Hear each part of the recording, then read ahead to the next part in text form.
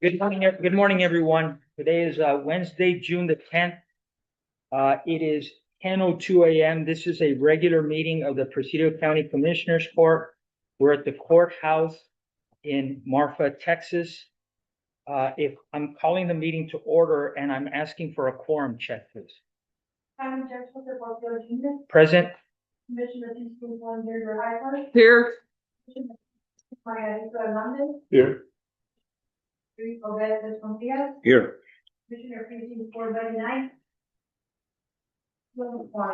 Thank you so much. If we would stand for the Pledge of Allegiance.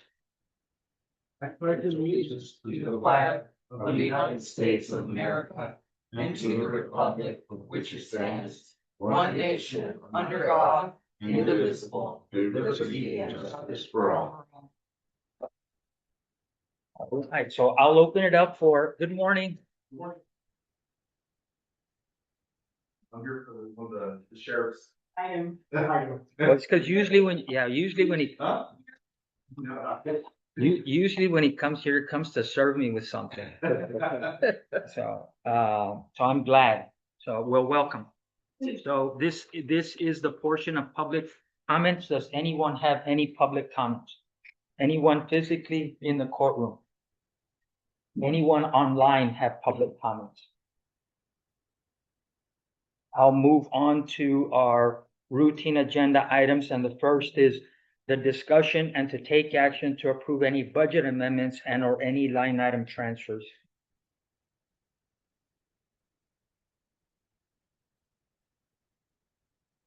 Oh, yes, I'm so sorry. You're fine. Good morning. Good morning. Yes, you have a budget amendment. This is for check the county received the amount of $1,100 from the Texas Association of Counties through their health and employee benefits for Healthy County program. Healthy County provides funding that allows flexibility to implement health and wellness initiatives appropriate for the county. Healthy County encourages county to use this funds to reinvest in the workplace wellness initiatives. This check was received on April 23rd, 2026. The original check was issued to the county in 2023 for activities completed in 22. The original check was never cashed. So the rewards Healthy County monies were not anticipated in the adopted budget. So I am suggesting a budget amendment to add this to the current budget to the line of the what am I calling it? The employee enrichment activity and expenditure budget line. So in the past, when we received this check, the court has allowed the employees to use them for any recreation activities. So that is my recommendation. Okay. Alicia, you say in the past they use it that way. What exactly? So for like picnics, any retirement parties that the county has done for retiring employees, we use that money to pay for it. Okay. Okay. Any other questions? Motions?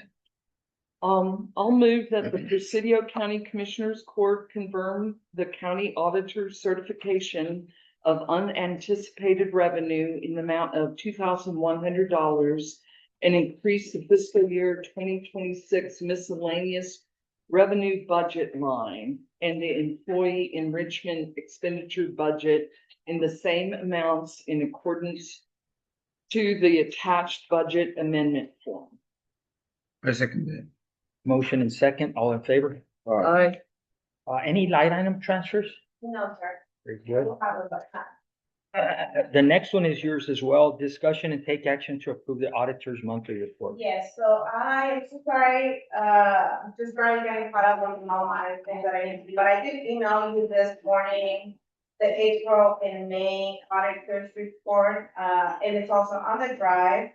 And you're gonna have a two-part report this time because once the statement of funds, the statement of indebtedness, and the actual budget analysis report, but that's a different report now that we have a new system. So that's a two-part report that is for this month. Has that new system, have you guys already started testing it? Yes, so we're already actually working on it. We're not using our old system anymore. So there may be a few fix-ups. Glitches? Yes, might change a few things here and there, but for now. So this the one- last statement I got, it came from that system? Yes. Okay. Well, it looks good. I like it. I hope it makes your life much easier. Right. So we'll move on to agenda item number 3, discuss and take action to approve the treasurer's list of claims and bills. Marty? Judge, we don't have to take Oh, I think we action go back on to that. take On which one? On number 2, On, on her auditor's report, do we have to take action? I don't know. Mhm. You do? Yes, sir. Okay, so I apologize. So discussion, take action to approve the auditor's monthly report. I move that we accept the auditor's monthly report as stated. Okay? I'll second that. Motion and second, all in favor? Aye. Okay. Discuss and take action to approve the treasurer's list of claims and bills. Morning, Commissioners, Drive. Morning. The bills should be on your drive. The amount for this round is $224,883.16. I think these are just like day-to-day operations. I'm not too sure. We got a new system and Cheryl was working on one thing while I was learning something else. So I believe they're just normal routine bills, for this month. This is the old format? This is the. This is the new one. Is it really? So I see the color change. Yeah, and you're gonna Yes. see a little more description on the actual expenses Mhm. and what we're paying for. On the bills, one thing that I noticed, and I don't know if this was a glitch or what, but it seems like, when the judge and Commissioner Escontreras, took the trip to Mexico City, it seems like y'all are charging, to the county judge and to the commissioner, Yes. but they're both in Obed's name. Mr. is the one that paid for it. Oh, gotcha. Okay. The Big bucks. reimbursement. Okay, all right. Office and the other one. Not a problem. That was the only thing that jumped out at me.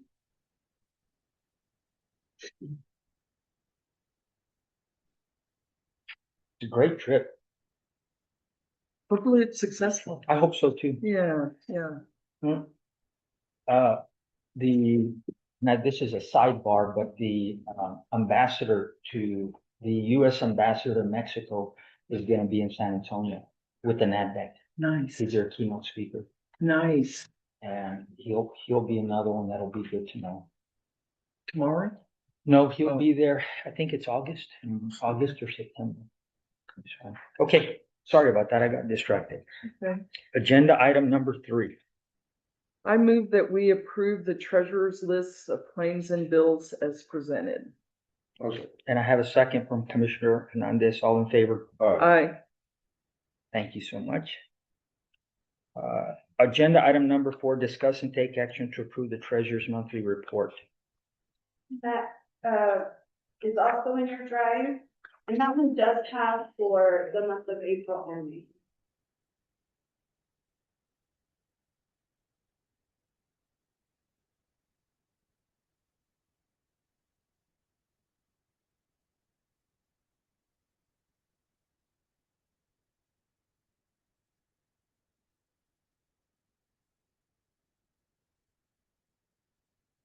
Well, it looks like all the math works out. So I'll move that we approve the treasurer's monthly report Second. for April and May. I have a motion and a second, all in favor? Aye. Thank you so much. Thanks, Flor. Agenda item number 5, discuss and take action to approve previous commissioners' report minutes. One is for May 6th and one is for May 27th, 2026. I reviewed the May 6th, Judge, and it looked good, but on May 27th, I noticed on item number 6, maybe if we could correct the spelling Yeah. Judge, It says Joe Budge. right, What is it? Judge. Item number 6, Carolina, if you can just, correct that spelling. Um, I think they're good. Judge.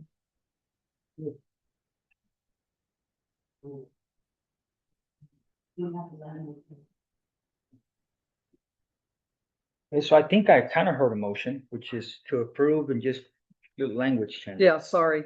I move that we approve the previous Commissioners Court minutes for May 6th, 2026 and May 27th, 2026, with the correction as mentioned on item number 6 for the 27th, the spelling of judge. Okay, so I have a motion. Do I have a second? Second. All in favor? Okay, And now updates and or reports from Lodestar Strategy Group. And I know I saw Raymond Rodriguez on there. Good morning, commissioners. Good morning, Judge. I'm online. So in the report, you'll find a table that has some of the grants that we've been working on, if not submitted already. So you'll find HB 500, that is in progress and pending RFQ selection. So thank you to the county auditor that has been spearheading that. But I know that that will be chosen today, if I'm not mistaken. And then we have the USDOT Safe Streets and Roads for All grant program that was submitted successfully, as well as the Federal Railroad Administration RCE grant. And then for hey, additional, Ramon, go ahead. I'm noticing the local matches of 120,000 and 150,000. Have we identified where we have that in the county budget yet? So as in identified, that's not the question for me to answer exactly.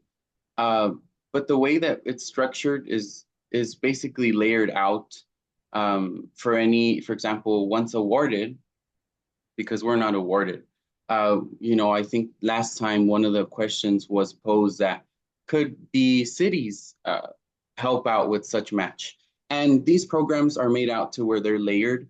And one of the things is, it's a very good point because all of these projects, both on the USDOT Safe Streets for All program and the RCE grant, they're both projects that will be in city limits. And that was something that was mentioned by the county attorney. Mm-hmm. Yeah, so that you beat me to my second question, Ramon, was have we made contact with the cities of Presidio and Marfa to receive any buy-in, or is that going to happen after the fact if we get awarded these? So I think, so one of the things I did do is I went ahead and spoke to both. I spoke to Mr. Rodriguez at the city of Presidio, and I spoke to Mayor Baeza. And they were both ecstatic about the opportunity, and they provided a letter of support. But we didn't get into the exact details of, okay, this is how much you're going to provide, this is how much you're going to provide, nothing like that, but that they're in support. And should we be awarded, this is the first thing to at least get our foot through the door. Should we be awarded, those things and commitments, obligations will be discussed. Okay. Thank you for getting those letters of support. Of course, no, and it was a very good experience because we got to talk more about the program and they also mentioned the big need for it. So, and then for additional reports, I've attended some webinars for HB 500. Those are coming up, and they're very informational. Nothing that sticks out right now. And then I've also attended more webinars from the Federal Railroad Administration on new funding opportunities and other funding appropriations. There was another grant opportunity called the CRISI program, but unfortunately that one does have a minimum and the match would be way too high, even should different entities come in.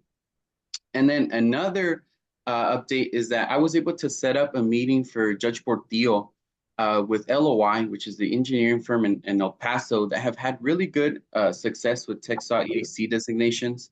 So discussions are still ongoing, and maybe the judge can chime in on that. The next thing is I was also able to assist the Rio Cog and the City of Presidio, City of Marfa, on a NADBAG technical assistance application. This is still ongoing. Yesterday, I did go ahead and attend a Marfa City Council meeting, which is very awesome. And I talked about the technical assistance application that I am more than happy to help with, and we'll get it filled out for them as well. And then the last update that I have is the Presidio County RLEM team. We went out to Washington, D.C., and we presented at the national level for the RLEM capstone. And I'll defer at this moment to Miss Amanda Newton, which is the program manager / project manager, and she'll have more on this. Good morning, Judge and Commissioners. Good morning, Ramon. Okay, so I'd like to give a brief update on our recent trip to Washington, D.C. for the National Association of Counties, Rural Leaders, and Economic Mobility Program. First, I want to say what an honor it was to represent Presidio County alongside Judge Portillo, Yvette Utley, and Ramon Rodriguez. Every one of us brought a different perspective, but we all shared the same goal, which was making sure people understood who we were, where we were headed, and what our community actually needs. And man, y'all should have seen Ramon grab that mic. He represented Presidio County, this project, with confidence, and I was so proud to be standing next to him up there. Our presentation focused on the reopening of the Presidio Ojinaga Rail Bridge, the jobs being created for Texas Pacifico coming Q3, and creating direct pathways into careers, rails, logistics, U.S. Customs, Border Patrol, and industrial development from Presidio to San Angelo. As for me, the most impactful part wasn't our presentation that we gave. It was the conversations that we had afterwards during the think tank sessions. We had the opportunity to build relationships and network with leaders from across America who are working on many of the same challenges facing rural America. Those conversations led to direct connections with professionals in federal and rural development, the arts, and community revitalization, water policy, county administration, and economic mobility initiatives. We met with leaders from the U.S. Department of Agriculture, Americans for Arts, the U.S. Water Alliance, and county officials from other states who firsthand experience the building partnerships and understand communities. We sat in a room with leaders and experts from across the country, and Judge Portillo did something that can't be taught in a presentation. He commanded the room by speaking honestly about the realities that our counties face every single day. He talked about the challenges of poverty, the limited opportunity, and the barriers our residents experience. So the conversation stayed really grounded in reality. The conversations became focused on practical solutions that fit Presidio County. We talked about workforce development, employer partnerships, transportation, apprentice programs, and creating real hiring pathways so local people can benefit from investments along with the other teams that were there. Another important key takeaway was seeing Presidio's place in a larger cross-border economy. Looking at the rail connections into Chihuahua through Mexico reinforced that this simply isn't a local project. It's an opportunity to position Presidio as a strategic gateway and connect the communities, industries, and trade. I also believe that our team represented this county well.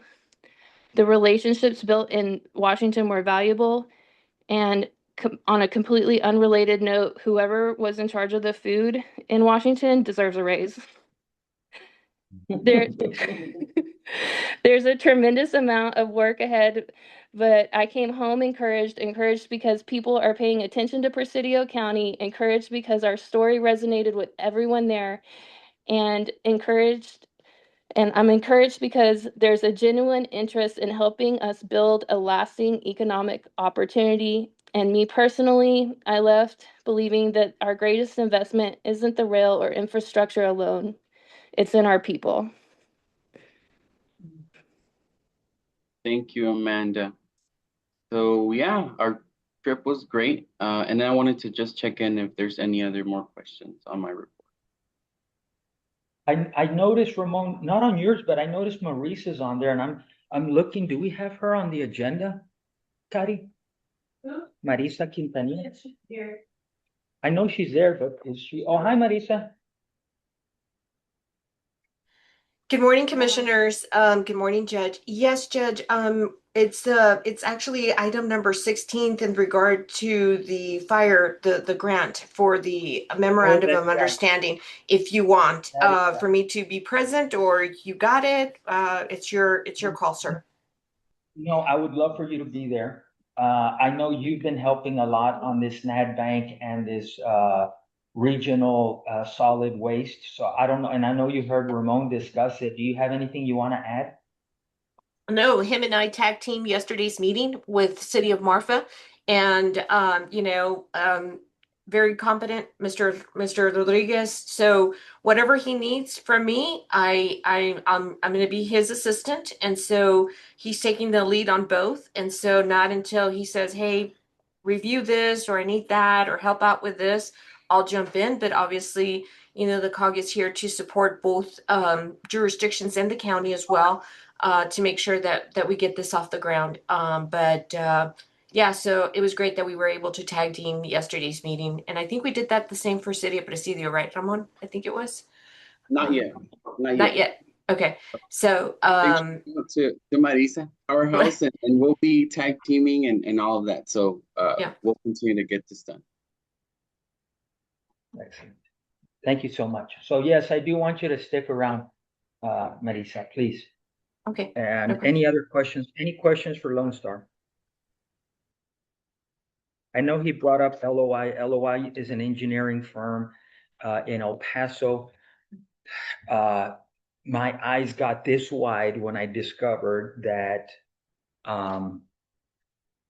Presidio County is not designated by TxDOT as a needy county. El Paso is. And that designation allows you to get more federal funding and more state funding. So I think the big thing is what did we do to deserve not having given that, designation? Because it hampers us. So, and I remember, and it should have clicked. I remember when Commissioner Beebe was doing that project with the bridge in Sal Si Puedes. And all of a sudden they came back and they said, "Oh no, you're only eligible for this."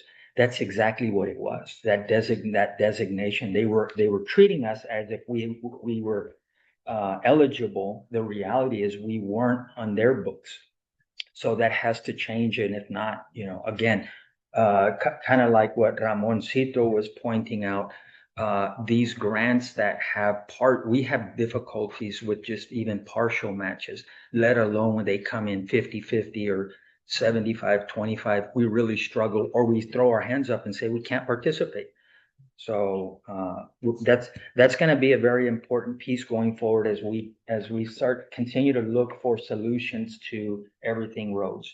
Yes, I think I sent you an email, Judge, with the link and all the steps for you to take that category. I'm not sure, I can be two parts to that. I think mainly it's the high valuation that we may have in this county that's kind of costing us that type of designation. But I'll work before that. There's an application that seems pretty simple. And I think it's 3-step process for them to classify the county. Designated. Yeah. We're covering that 20% match, and like those matches are very, very huge. Yeah. So you have 2 grants, you're now paying $200,000. Yeah. Which is hard to come Oh yeah. by. Yeah. No. And this is just specifically with TxDOT? Yeah. Yeah. Okay, Yeah. So any grants available through them. gotcha. So And so all that needs to happen is the judge has to to fill out an application? Is that what you're, Three-step process, and we have to classify, for the three parts of that. okay, And I think they changed that designation, can be changed yearly. And I think what Ms. Sanchez is alluding to is that some of the valuations on Presidio properties are so high, it kicks us off. gotcha. So, but I suspect that's not the only matrix. So I imagine we'll have to meet with Ms. Arevalo, probably Ms. Ramirez with the appraisal district and see exactly what it is, where those numbers are coming from. So, and then and make sure that they have the complete, outlook of Presidio. What is the medium income for a family for? Does What that is the blow average you away valuation? that Yeah, El Paso? Yeah. Cause they certainly have a yeah. much broader sense Well, of, and it's, yeah, well, and I don't want to throw rocks at Tech Stock, no. but any other questions for Ramoncito? All right, so we're gonna move on to, thank you so much. That was a great presentation. I appreciate it. Thank you, Commissioner. You're welcome. We're gonna move on to our regular agenda, and the first one is a discussion with action to approve an amendment to the engineering services agreement between Presidio County and Brock and Bustillos concerning electrical engineering services not included in the original agreement for engineering services related to the water and wastewater projects funded by the EDAP of the Water Development Board. Okay, so good morning, Sarah. Good morning. Morning. Good to be back with y'all. So yeah, this agenda item doesn't involve any new money. Just to give you a little bit of background, when the county received the loan, we finally closed on the loan. The engineer had to come up with a budget that the Water Development Board approved in order for them to close that loan. So there really wasn't a solid understanding of what kind of electrical engineering was gonna be necessary. And so the engineers were just kind of blind, and they put together the budget, the water board approved it, and then Water Development Board approved it, and then the loan closed, and then we got to work. And so as we've gotten deeper and deeper into these projects, the electrical engineering has gotten more complicated. And so the engineers came to us, I feel like it was maybe 5 or 6 months ago, and said, look, we're kind of in trouble with the electrical engineering, and so we're gonna need to move some money around. And so this really just involves moving some money around from some of the line items that we haven't used money from. I think like from acquisitions, all the land is being donated, so we're not needing that money, and from contingency. And so this isn't costing the county any extra. This isn't involving any new money. It's just sort of a reallocation. And so so as a result of the amendment to the budget, we need y'all's approval. Okay. Questions? Discussion? No? I'll entertain a motion. I'll move that we approve an amendment to the engineering services agreement between Presidio County and Brock and Bustillos concerning electrical engineering service. I'll second. Any other discussion? All in favor? Aye. Thanks, Trish. Thank you all. Well, you're gonna be up there for a little bit, so let's discuss, because you kind of alluded to, you alluded to some free land, so.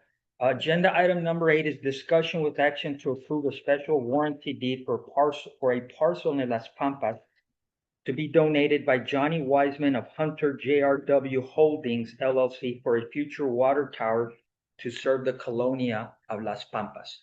Okay, so this is a really happy day for me because I've been working like crazy to get these special warranty deeds together, and they're finally together. This is the first one you'll be considering.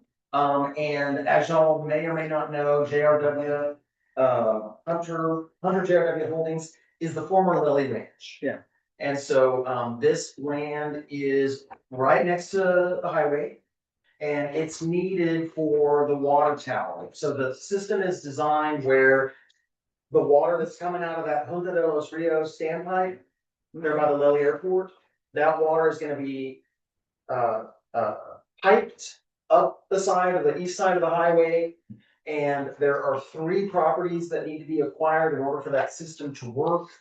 The one at the very end is this water tower, and then there are two other properties that are gonna be where the lift stations are gonna be sited, pump stations are gonna be sited. So as you know, that is a pretty high hill, pretty steep hill moving up there toward Las Pampas.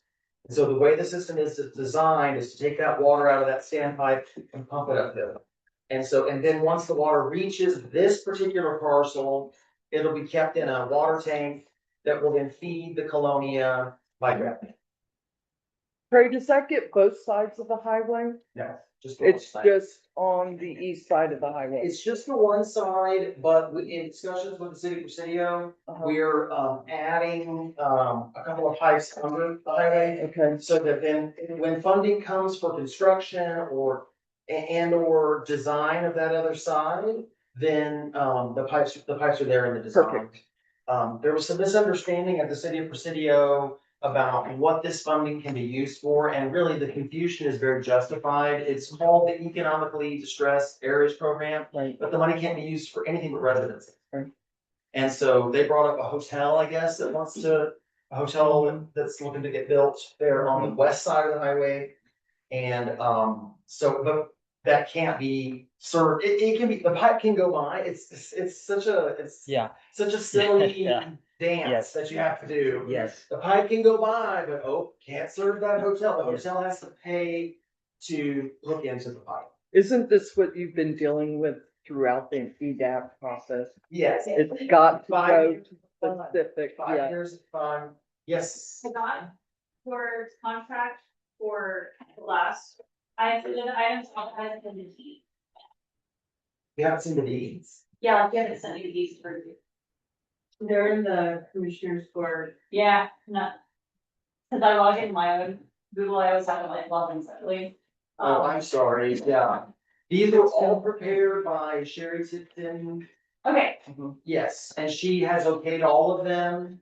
And then as do you we, okay them? I don't think one. and then as we've also learned, but no, Claire, just to put, just so that you're, so that you feel certain about this, the water development board's gonna review it. Remember how they come back? Yeah. After about Shafter? Yeah. So they're probably gonna come I back. and wanted swap to it make out. sure, like, a good lawyer prepared them, but if you told me Sherry prepared them. Sherry prepared I them. trust her with all my being, so. Okay, great, yes, and again, it'll go through another legal review of water development board, so if something doesn't pass the smell test with them, They're gonna, yeah. they're gonna be back. Cool. So, Just wanted to make sure. yes, ma'am. What's the footprint of the property?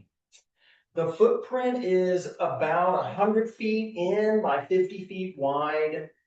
And this is the largest of the 3 parcels, and Mr. Wiseman, who owns the LLC, has agreed to donate the land in exchange for 4 taps that are shown in the attachment. Right. Those taps, again, because this has to be residential, the taps will have to be paid for with other funding, but I think that can be worked out. Let's say the county goes for NADBank funding. Right. I don't think NADBank has the same residential restrictions. And so those funds can be used to create those taps when the system is constructed. The Laras also asked for 2-inch supply lines off of their parcels. The engineers place language in those exhibits that also refers to that restriction on the funding and the ability for then when construction funding is obtained to pay for those improvements that way. But those rights are, I'm looking at the water service connection rights. Yes, ma'am. And it says they're personal, non-transferable, and terminate when the grantor no longer owns adjacent land. So it would have to be either Weissman or one of the Laras that put those, that are still owning the land when the taps were, right? Yes. Okay, There's 5-year reversion language in these Okay. deeds as well, because there was concern that they were gonna donate the land and then the thing never gets built, and they Yeah. got this land they can't do anything with. right. There's 5-year, after 5 years, if the county fails to begin construction, the land reverts back to the original owners. Okay. And then, just a question, under reservations and exceptions, taxes for 2026 are assumed by the grantee. Do we pay taxes? Huh? No, the county doesn't pay taxes, that is a normal, that's standard. That's like, Okay, okay. No, but the county is exempt from I taxes. thought so. Yeah. Okay, thank you. No. All right. Any other discussion on agenda item number 8? This is the special warranty deed for a parcel of land in Pampas to be donated. No, I will caveat, that means, that's standard language for whenever you buy a piece of property. The tax entity isn't gonna go and say, well, you own the property till April, so you paid this much taxes, and you've owned it since April, you owe this much taxes. They just go to whoever the current owner is for the entire year taxes, that's why that's in there. But this also means that, if there are taxes owed between January and the date of the signing of the document, Mr. Westman will start paying us. no, the county would have to pay those, that's that document. I saw. That's what, Yeah, I'm everything- no lawyer, I don't know anything. So that's important to know now that, any of these properties that are being sold or donated to the county may be liable for the portion of taxes that the donator, Grantor. would have owned, yes. But I mean, the value of this land. Yeah, it's 70, his ranch is 77,000 acres and 100 by 50 plot. It's Yeah, a tiny and I think speck. it's 0.2146 of an acre. And we'll just Yeah. have to give the tax collector about. Or something that Right. really. But I just have to give the legal spiel, like, that's what we may be potentially avoiding, is a small fraction of potentially owed taxes on the property up until the point the county's. Yeah. But only on that small portion. Only on the portion that is. And I've also been told by Water Development Board that it's huge that we're getting all this land donated because the hoops you have to jump through to acquire land from the Water Development Board. Yeah. Are, torture. Yeah. So, There- we're saving ourselves a lot of work and a lot of pain by just getting this land donated. Perfect. And I didn't mean to open up a can of worms, I just thought it. Right. So I'm gonna make a motion if that's okay. Yes. I'd like to move that we approve the special warranty deed for parcel in Las Pampas to be donated by Mr. Johnny Weissman of Hunter JRW Holdings LLC for a future water tower to serve the colonia of Las Pampas, finally. Finally. I'm sorry, I got construction. Yeah. Okay, I'll second that, Judge. so I have a motion and a second. All in favor? Aye. Very good. And that's the goal, really. No, and thank you for the update. And I go back, that's exactly what we want to hear, that people are saying, well, I'm interested in a hookup. I'm interested in a hookup. Right. Because right. You Yeah, I are, mean, yeah. but you're in the wrong. Really right, because it's gonna add value to their land. Isn't this how we first met? Well, they're getting it out. I knew- Isn't this how we first met? Right, I mean, They're getting consideration. yes, they are, yes. So you're almost done. You're halfway through, Trey. Agenda item number 9, discussion with action to approve a special warranty deeds for parcels in Las Pampas to be donated by the Lara family as future sites for pump stations 1 and pump stations number 2 to serve the colonia of Las Pampas. Again, it's the same thing, the lift stations. Same idea, yeah, so the pump station 1 is owned by Ismael Lara and his wife, another gentleman, as outlined in the deed. And then pump station 2 is owned by Ariel Lara and his wife. And so we were able to locate these owners, so this was crazy. So I was, the commission, the engineers gave me the coordinates of where the pump stations needed to go. And then I went to the appraisal district and tried to figure out who owned the land, and I probably sent at least a dozen letters. Just dead end. Crickets. Dead end. I talked to this other gentleman, Nick Fuente, no, that's another guy, Nick something.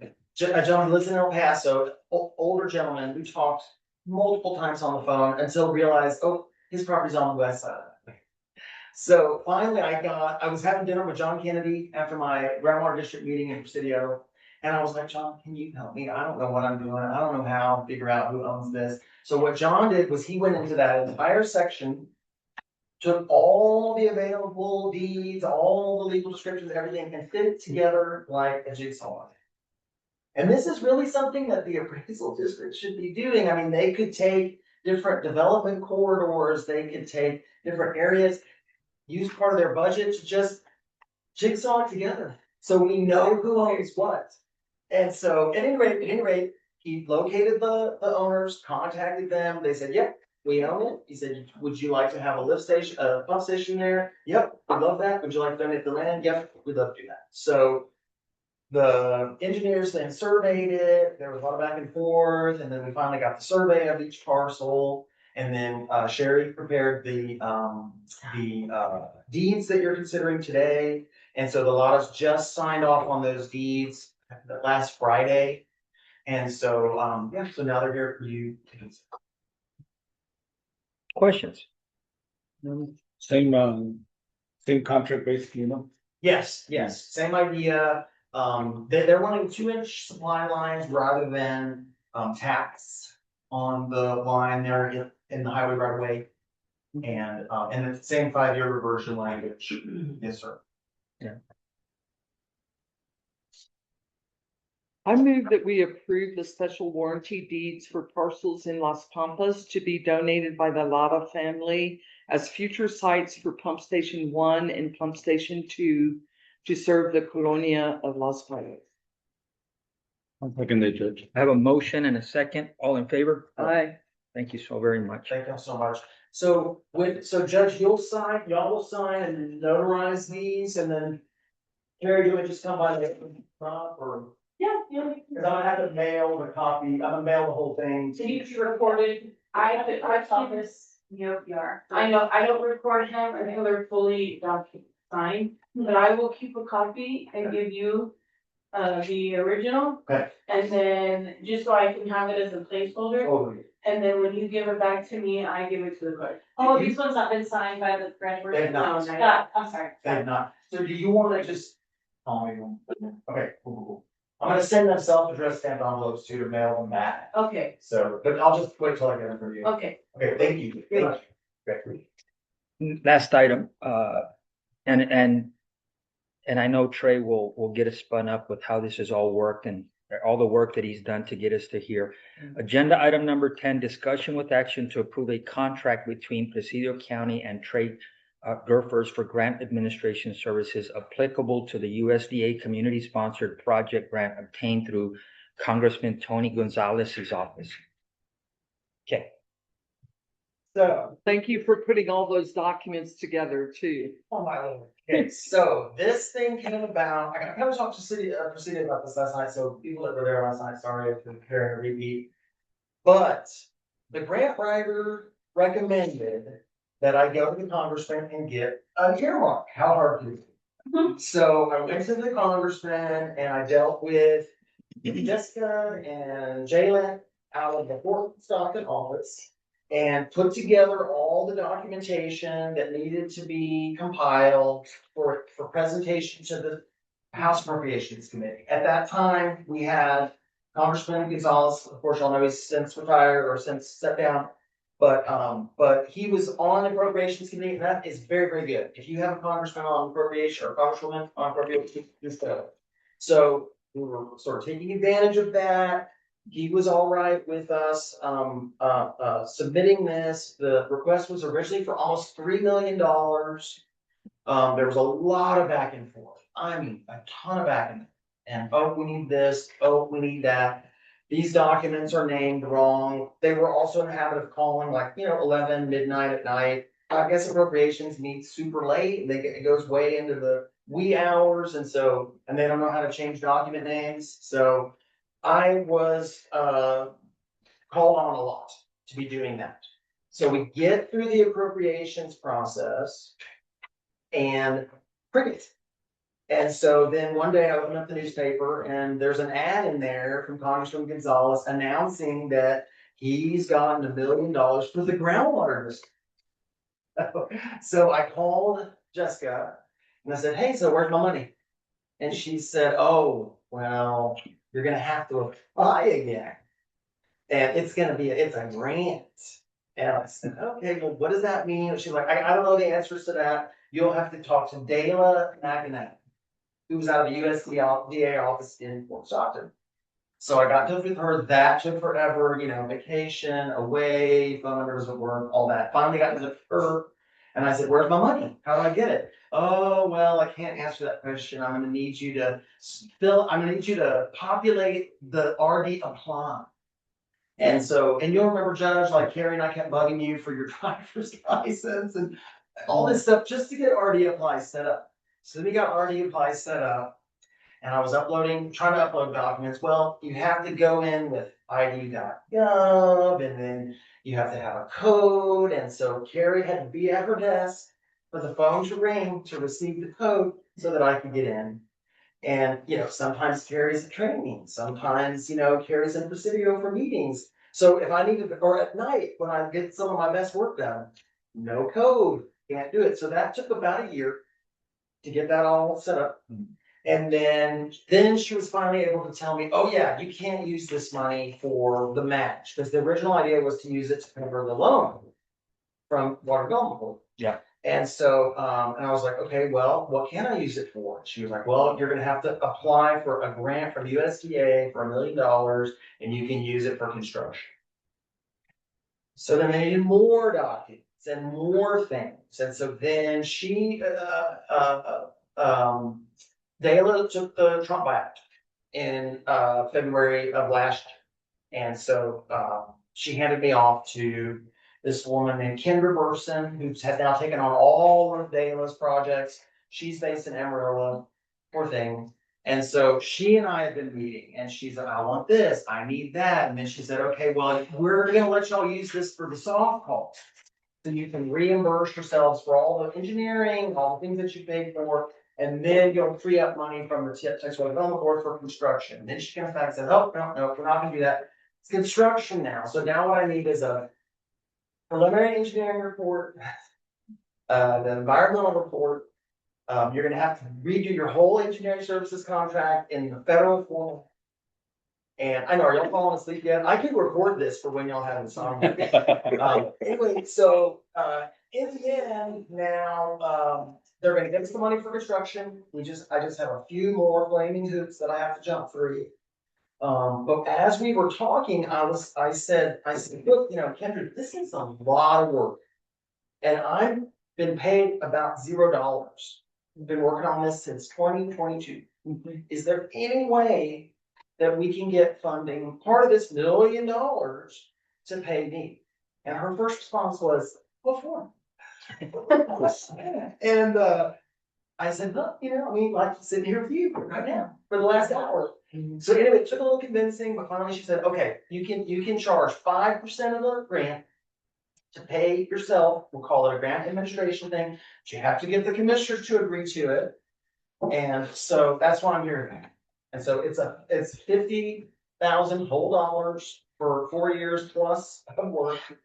And it will be paid under the terms of the agreement. It will be payable upon obligation of the funds. Question came up at city council last night about, you know, the Doge, and they're cutting all the funding, and is the funding even there still?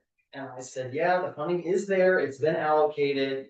And the hoops have to be jumped through, and then they'll obligate the funds. So I composed the agreement that the 50 grand is payable upon obligation of funds. And then the projects will move into bidding and construction, maybe this year, maybe next, you know, can't be sure. But all the Water Development Board funds will have to be spent before the USDA funds can be spent. And so I talked to Alicia. I said, hey, look, is there a way that y'all can pay me before these funds are there for you to draw on? And she said, yeah, we know there's a way to do that. And so that's why I wrote the agreement the way that I wrote it. I've kind of outlined a lot of this in that cover letter that I submitted to you. And it's been a learning experience, but I mean, I'm not gonna lie, it's been a nightmare. It continues to be a nightmare. And so, but I'm committed to getting this fund. And we appreciate that. Yeah. Greatly appreciate it. I remember 4 years ago, and you came to me and you said, I want to do this project. And I was like, are you sure? You should have taught me out of it. No, I was glad. But I do recall telling you, prepare to be frustrated, mad, angry. Bureaucracy it's a nightmare. It's an absolute nightmare.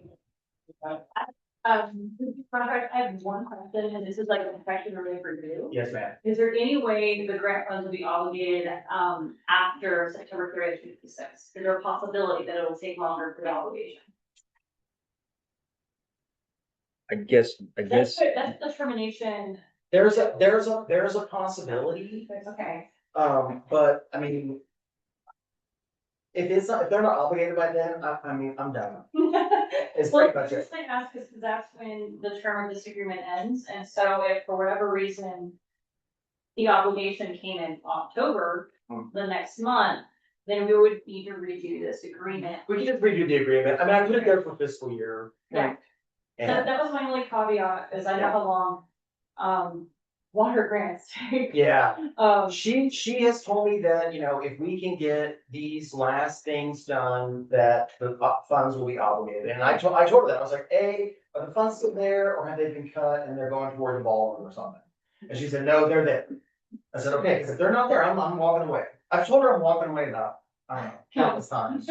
And so then, I said, she said, no, we just need to get them obligated. And I said, okay, when, what do we gotta do? And so the status is that we should be having them obligated way before then, so I just put that fiscal year.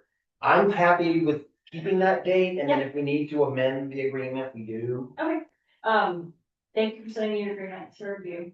And Yes, ma'am. otherwise, it's fine. That was the only question I had for you, was that timing. Okay. And just as a comment for everyone, I work with a little bit of grants. Water grants are the absolute worst.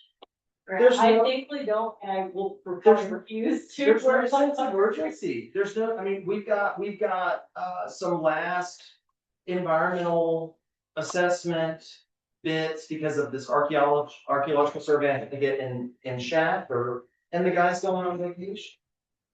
Water grants are the absolute worst thing to deal with. If I've been 4 years? for 4 years, Yeah. not paid. Okay. Hasta llegar aquí. Yeah. And then all this, I was looking at the estimates. I think those are not gonna be good for now. No. For your state. Yes, Skyrocket. we'll do what we can. Yeah. Any other discussion on agenda item number 10? I'll make I'll make a motion to approve a contract between Presidio County and Trade Gulfers for grant administration services that'll be applicable to the USDA community sponsored project grant. I'll second. I have a motion and a second. Any other discussion? All in favor? Aye. Again, thank you so much, Trey. Thank you so much. Yeah. Thank you so much. Good luck to you. Okay. I gotta go. Yeah. Constable, you ready? You ready, Constable? Yeah.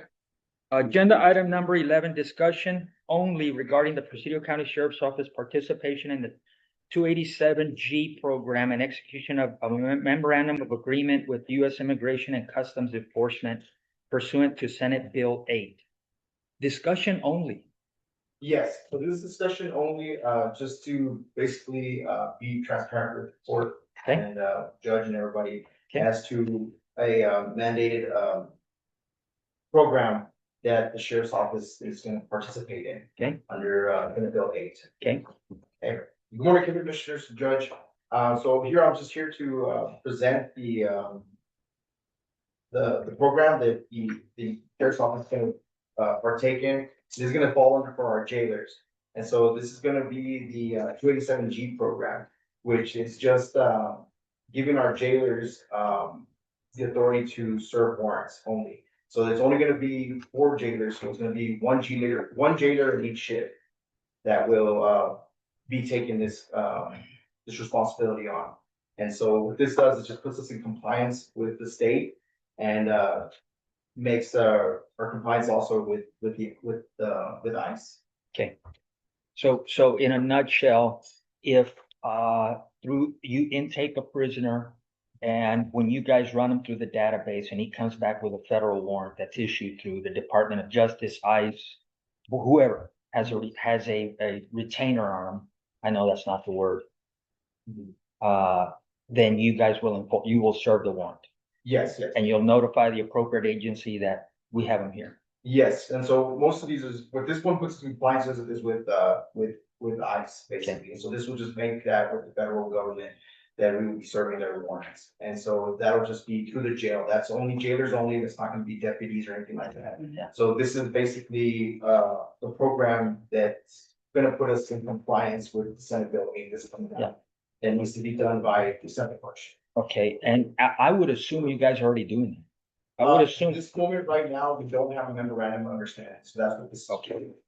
Okay. Yeah, so, in this case, the sheriff and, representative from the federal government will sign the contract as a memorandum of understanding. Yeah. And then we'll start doing this. Okay. December first. okay, And wasn't it Discussion. pretty much mandated by the governor that all Texas counties yeah, get in compliance? So we're Yeah. just getting in compliance. Yeah, so this is, Right. this is a must that's put in by the state. We have to do it regardless. Because we don't want to lose our other funding. Yes, Okay. exactly, and so this is All just, good. the transparency part on the sheriff, we have to Okay. let everyone know that this is what we're doing, but it's not making deputies or anybody else federal officers. Right. It's just something inside the jail. you're Yeah, kind of funding via grants for, or it just confirms, you know, your ability to get.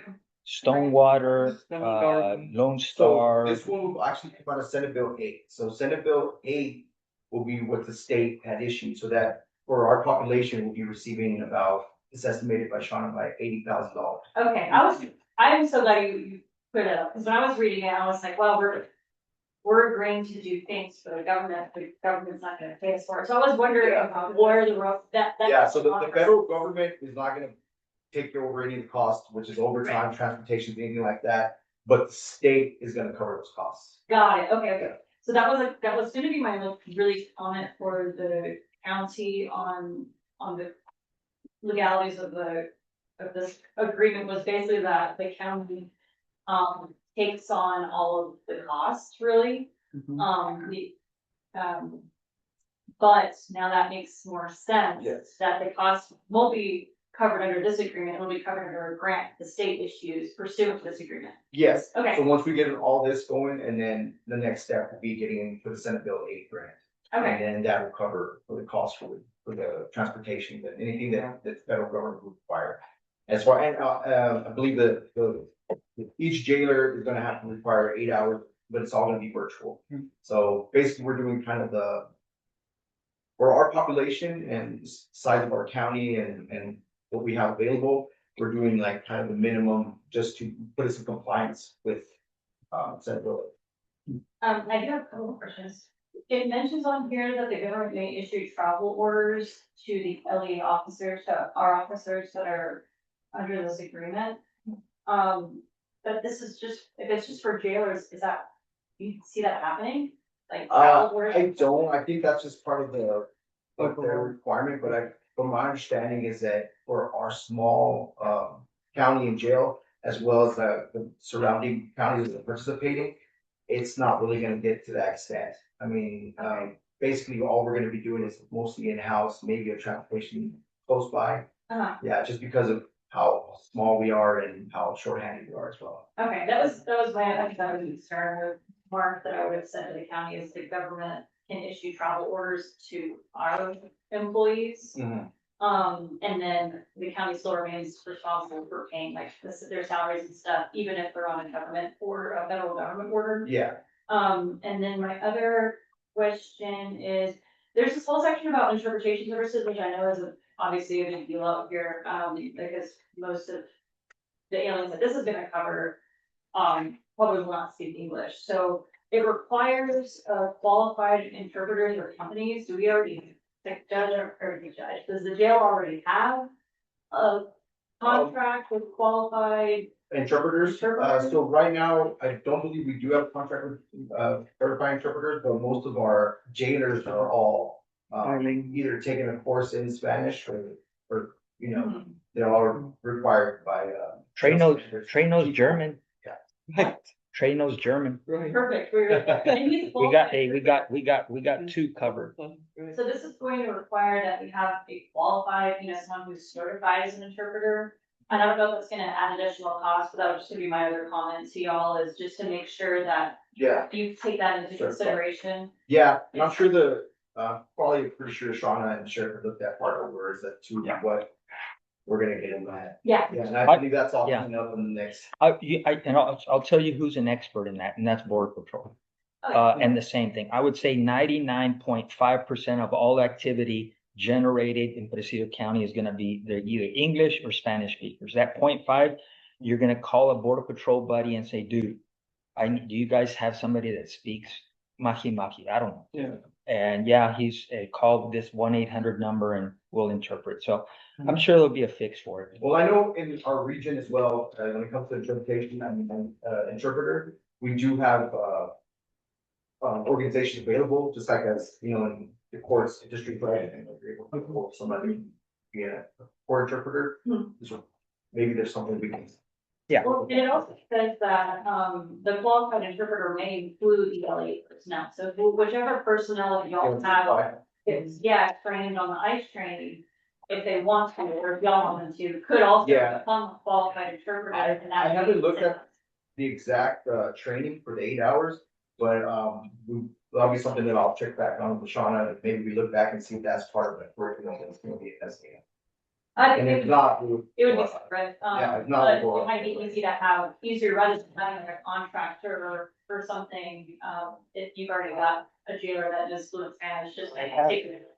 I don't know what it takes to qualify, but if it's a test, Let me have, it'll be cheaper than having a contractor. No, I have Miss Quintanilla, she's raising her hand, I believe. Did you have something you wanted to add? I do. You all might want to look at Language Line. We still have Language Line for the 911 system where it's actually they're certified interpreters. And you can bring them either on Zoom, you can bring them into some type of, online conferencing or by phone. It's not that expensive. It's like 65 cents a minute. And they're on a co-op program. They're on the Region 19 co-op program. So that's something that you might want to look at is the Language Line. And we can send you that information. Just the thought, if you're in a bind and you need a quick fix, that might be an option. Officer Marquez, my understanding is Brewster County's already entered into their, Yes, and probably all of the counties around us. yes, as we know right now, a lot of our information we did gather is that Worcester County they're already participating in this. Okay. Yeah. Yes, Thank this is discussion only. Yeah. So is there any other discussion? So we'll be seeing this again in an agenda soon. I believe so. Okay. After the memorandum, Okay. Thank you. all right, thank you all. You have one more. Agenda item number 12, discussion with action regarding the authorization for the disposal of a damaged Canon multifunction printer that's in the dispatch. Shauna, that online. Okay. Yeah, that's mine. Good morning, Judge. Good morning, Commissioners. So we a while back bought a new printer for dispatch. We already disposed one. We had a little bit of ink left for the second one that's on the agenda today. That ink has now been all used up. Again, it was a 10-year-old unit. The copy function didn't work anymore, and the paper almost always jammed. Every time you tried to print something, whether you're printing 1 page or 10 pages, you were gonna fight with the paper the whole way through. So we just want to get this one off the books. And it's already been replaced, like I said, by the one printer that we already have. So I'll entertain a motion. I'll move that we authorize for the disposal of the damaged Canon multifunctional printer from the Presidio County Sheriff's Office dispatch. I'll second. I have a motion and a second. All in favor? Aye. Thank you. thank you. Agenda item number 13, discussion with action to approve a memorandum of understanding between the Texas Division of Emergency Management and Texas Emergency Management Assistance teams participating jurisdiction/employer, Presidio County, to activate state resources for the purposes of TMAT programs. Good morning. Good morning, Your Honor, Commissioners. Thank you for having me here today to present this agenda item. It's great to be here and to see everybody. And so this agenda item, before we go into it, I would like to tell you a little bit about TMAT. TMAT stands for Texas Emergency Management Assistant Teams. These are highly trained, specialized groups of local emergency management professionals deployed across the state to help local jurisdictions manage disaster response and recovery. So when a disaster strikes a city or a county, TMATs act as an on-the-ground support system. Some of their key functions include operational support. So they help local officials with staffing, scheduling, general emergency operations and management, community stabilization, coordinating mass care, sheltering, and disaster feeding operations. These are just a few, and helping local jurisdictions request, receive, and track file state or federal assets. They can also assist with financial assistance, guiding affected communities through the complex documentation needed to secure future disasters.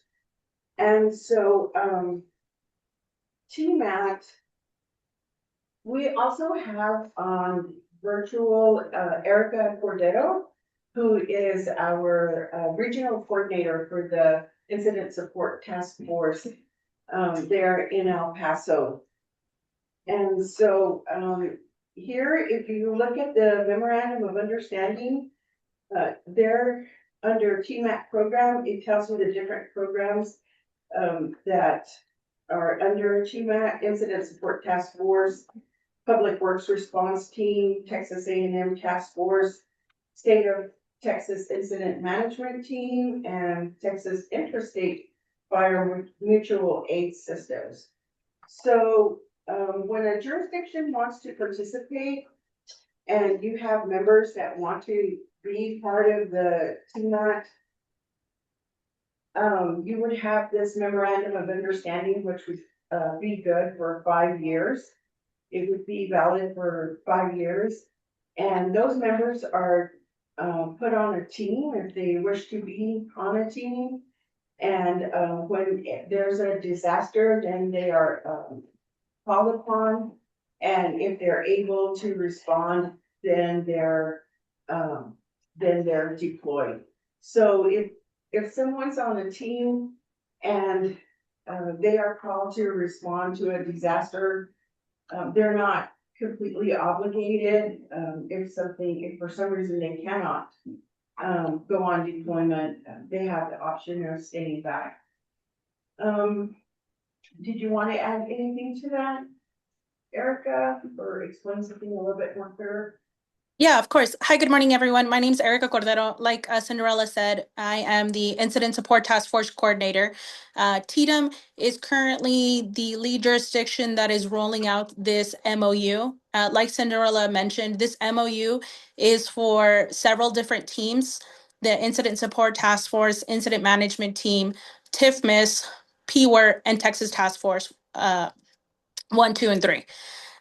This MOU, back before we initiated this MOU, every person that was on a special team had to get an MOU. So every individual person. We wanted to streamline the process of getting this MOU and making it easier for anyone that wants to apply on these teams to have a county-wide MOU. So that's when this whole MOU came about. I know currently we don't have any members within Presidio County, but having this MOU would streamline the process for anyone that is interested in participating in any of those teams. Erica, Commissioner Heisler here. My question would be, what type of staff members would y'all be looking for? I assume maybe our county emergency coordinator.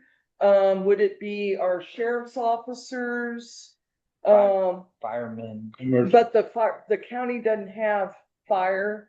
The county doesn't have, so I'm assuming you're entering into these agreements with the city of Presidio and the city of Marfa also. So that's my question is, what from the county staff members, who would y'all be looking at to possibly join your team? Any first responders. Go ahead, Erica. So yes, definitely first responders are people that we are looking at. We are also looking at, like you did mention, the emergency manager coordinator for the county. They'd be able to participate in the incident management team, IMT, as well as the incident support task force.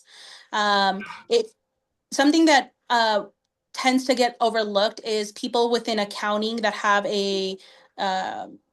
that are good with numbers and are able to help jurisdictions during a disaster. That's usually the first thing that kind of goes out the window is keeping track of everything that we're spending during a disaster. And so that's something that usually an accountant or someone that deals with money is usually good at. So that's another position that we could look at bringing on board. Unfortunately, I only deal with the incident support task force. I wouldn't be able to tell you on the Texas task force, the wildland, or the PWRT, the public works. I wouldn't be able to tell you what people they are looking for, although they do fall within our MOU.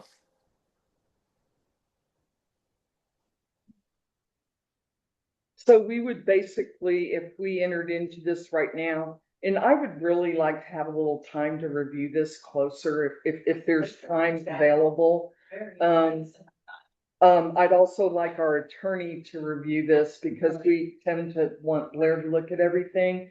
But first responders, I'm thinking there's probably a lot in the SO, and then Gary Mitchke.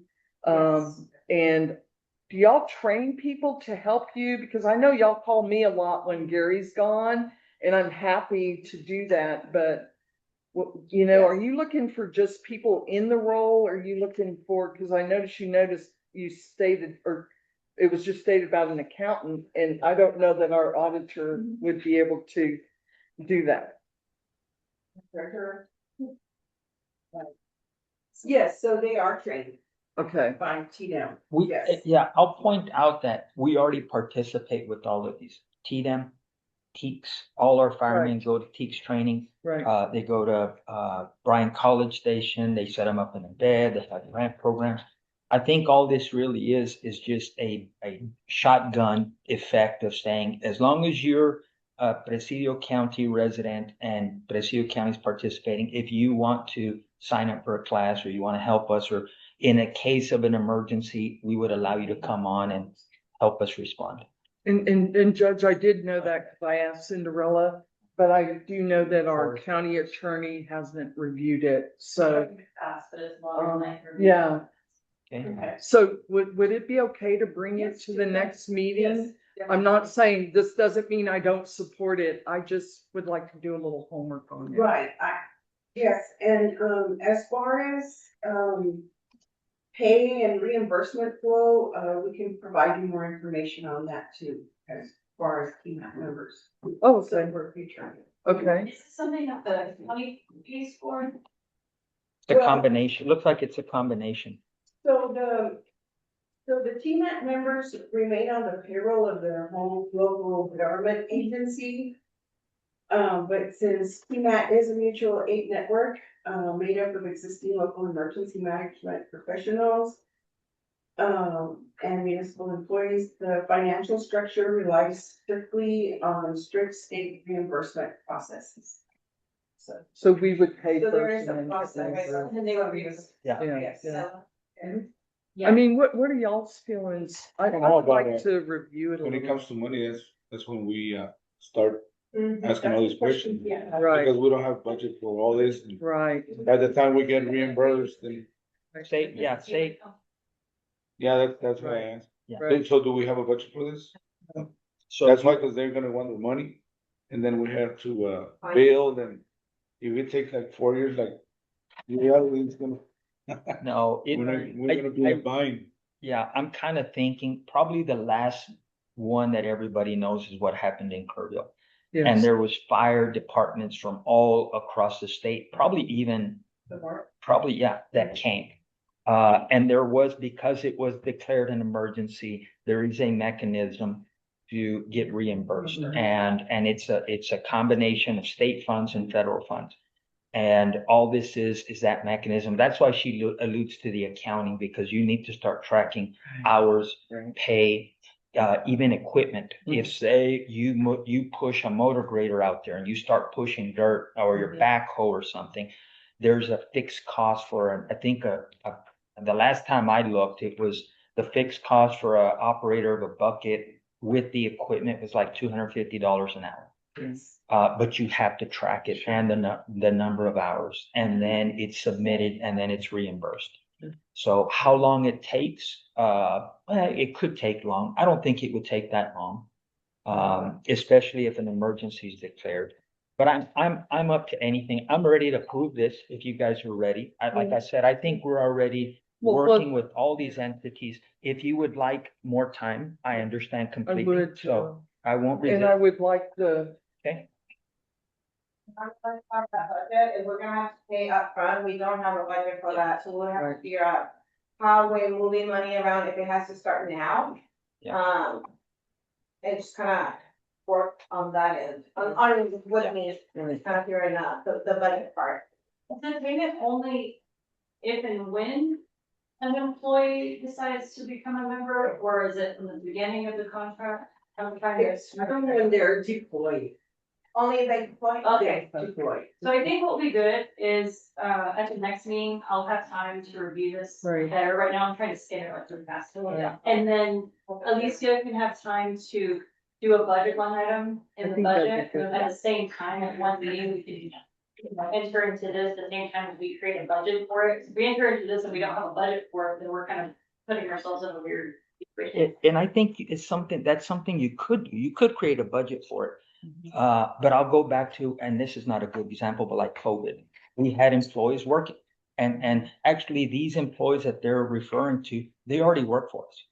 It's gonna be where we deploy them. If it's, now you declare an emergency, there's a flooding issue in Presidio, right? The river crosses over the levee and it's chaos.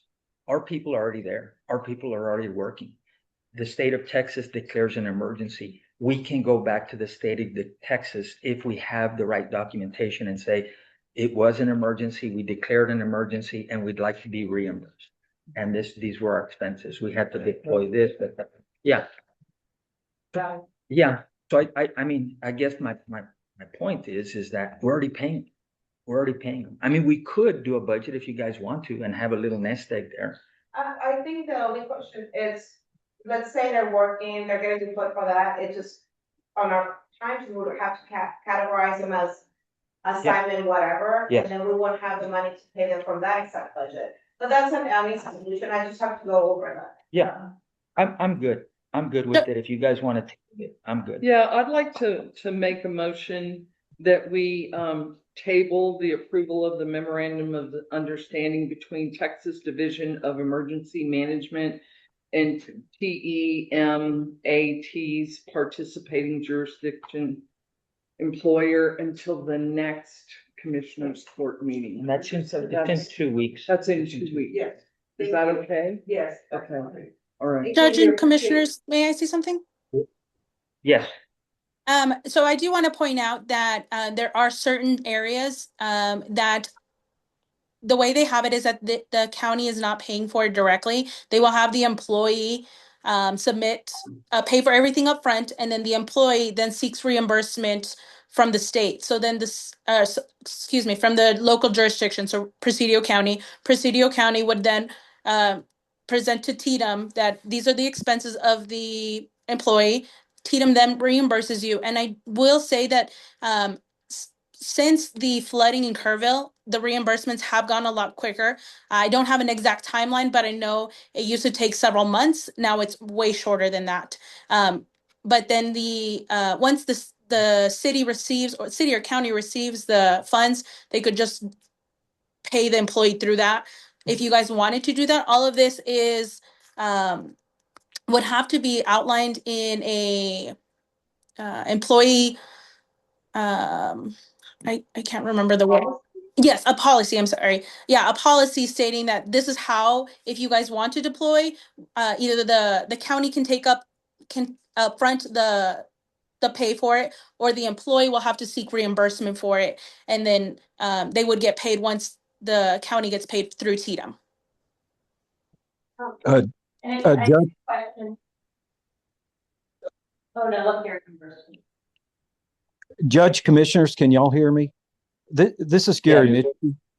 Yeah, I'm sorry I'm not there today, but just to add a little bit to this program's been around for a while.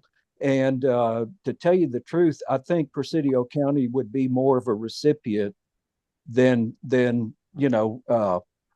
having individuals help out. Because we typically with first responders, we don't dispatch resources if we don't have enough resources in the county to do that.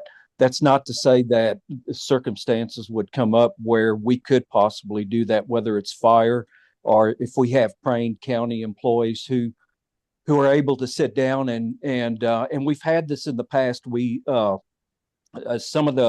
had a program through TDM where we trained county employees to document in a major incident. They knew how to go through the forms and that to document cost and that, which unfortunately since then most of those personnel have moved on. But it's something that we could do again in-house, I think, through TDM to train. But I think it's a good program because ultimately, I think Presidio County would be the recipient of this. And we have in the past with the TIFMAS teams that come out and assist with the wildfires and that. And if for some reason we had a major incident here that went on for weeks that we needed to document, kind of like the floods in 2008, we would call those teams in to assist us with keeping track of that. So I just wanted to add that to you, and I'd be happy to visit with y'all about this also before the next meeting. Yes. Because she's mentioning creating a policy for employees that will be employed to do this sort of thing. I personally do not have the time to do that in 2 weeks. So if we could postpone this a little longer, I would appreciate that. If not, you will probably not get that policy from me in 2 weeks. To just kind of set out what employees will do with their employees. Would you like me to rework my motion? Well, again, I think Gary brings up a great point. We're usually the recipients. Right. This gives us access to these are experts that work for the state and know how to navigate. Okay, how much water we need? Well, how many people do you have? I don't know how much, and where do we spend? Where do they sleep? Well, what do you have available? I mean, so we're really going to be the beneficiaries of this. And like I said, if we do have an emergency, I don't care what it is, but flooding is more likely than anything. We're gonna send our assets anywhere. Whatever little bitty few assets that we have, they're gonna go. We're not gonna be, well, okay, what line item, but we're just gonna send them. They're gonna go, they're gonna respond and get the motor grader from Casa Piedra and move it down here and get the backhoe over here and get the guys to block off the roads. Yeah, so as long as, if it's not required to have a policy in place, Correct. and you don't feel that I need to do that right now. I just think have the time. I just think we're overthinking it. Okay. That's all I think. But I'm good with it. If you guys want to spend a little more time on it, I don't think it's pressing. I do know, I'm looking at the list of people that we use. I mean, the Forestry Service was just out here for the last 2 big fires we've had. Right.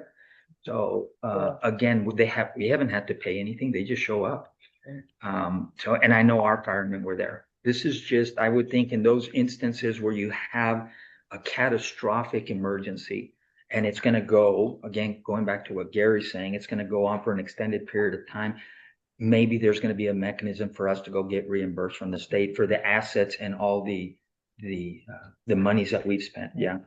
I'm not opposed to this at all, and I mentioned this to Cinderella early. Mhm. I just think that it would be good for our attorney to review this, and in 2 weeks, just we'll put it back on the agenda. Okay, I'm glad y'all spent time If discussing it, 'cause I'm almost done skimming it. I think, so is this a standard boilerplate agreement that all, like the actual structure of the contract, is it the same agreement that's applicable to every, municipality and county, or are they tailored at each county level? No, this is the same for the Yeah. cities and counties. Okay, I've skimmed it, I'm generally fine with it, and I know if Gary said it's been around for a long time and he trusts the system, then I'm, from a systematic standpoint, I'm also fine with that. I think Erica wanted to add something. Go ahead, Ms. Yes. Cordero. Thank you, Judge. I just wanted to reiterate, whether you guys decide to sign on this one today or wait on it, it does not impact the need for you guys. If you guys need assistance, whether this MOU is signed in place or not, you guys will still be receiving the assistance from any of the special teams listed, as well as the Emergency Medical Task Force. Unfortunately, they fall under dishes. That's why they're not under our MOU. But if something were to happen in Presidio County and we need resources, all of these teams are still available, whether that MOU is in place or not. Thanks, Erica. Well, thanks to the fast work of our attorney, I'm going to make a motion that we approve a memorandum of understanding between Texas Division of Emergency Management and Texas Emergency Management Assistant Teams Participating Jurisdiction Employer. You had a motion to table already that wasn't seconded. Do we have to No. go back to that? You can withdraw your first motion. Okay. Do you agree? I think that's what I was saying at the beginning of this, but I do withdraw that first motion. Okay, so I have a motion to approve the memorandum. I will second it. Okay. Any other discussion? All in favor? I Very good. Oh, you're welcome. thank You're you. welcome. I just, I don't mean to hold everyone up, I just say, it's my dog, your review contract. Fast expertise. Yeah. Thank you, everyone. Have a great day. Thank you.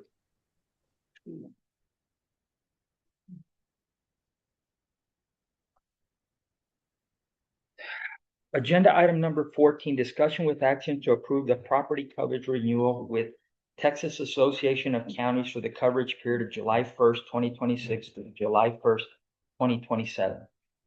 This is a policy that we have to renew every year for our property.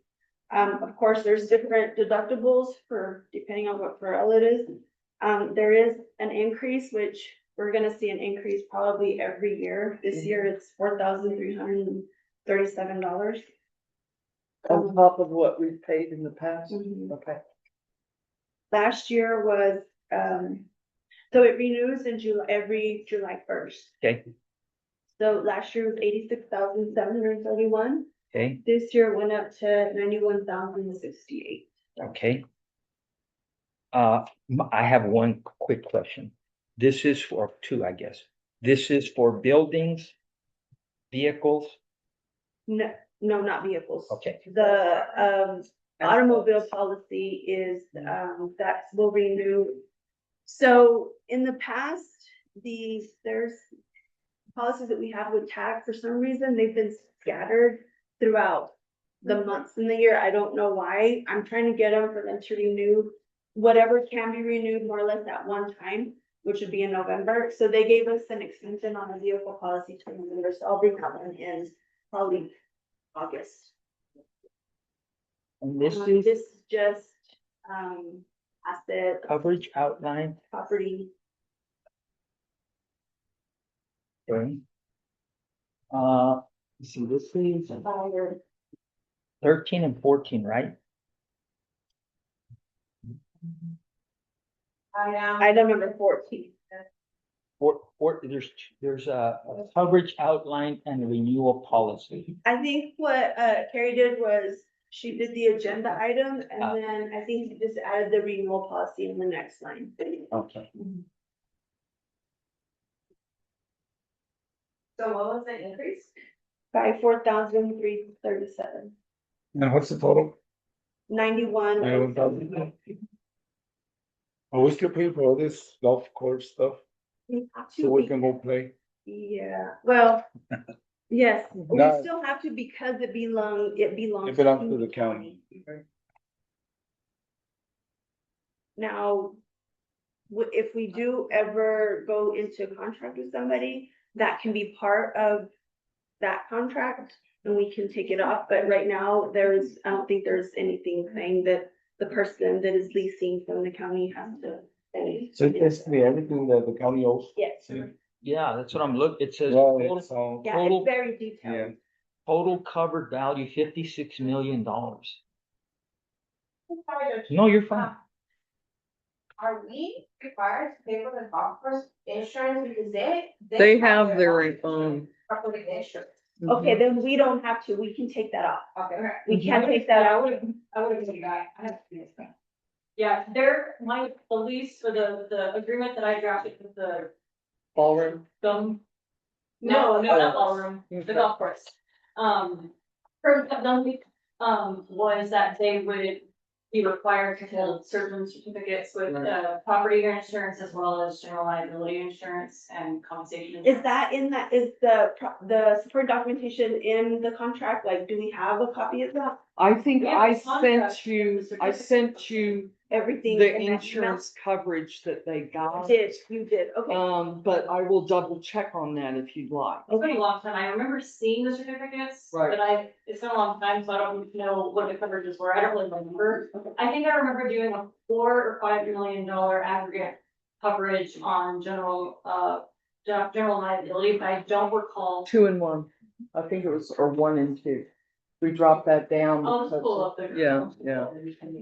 Yes, we can. The recommendation was not to, but we could if we wanted to, just to make sure that, it was covered by somebody else, whoever's leasing it. Is there a reason why they recommend not doing that, other than charging us? Because it is part of the county property.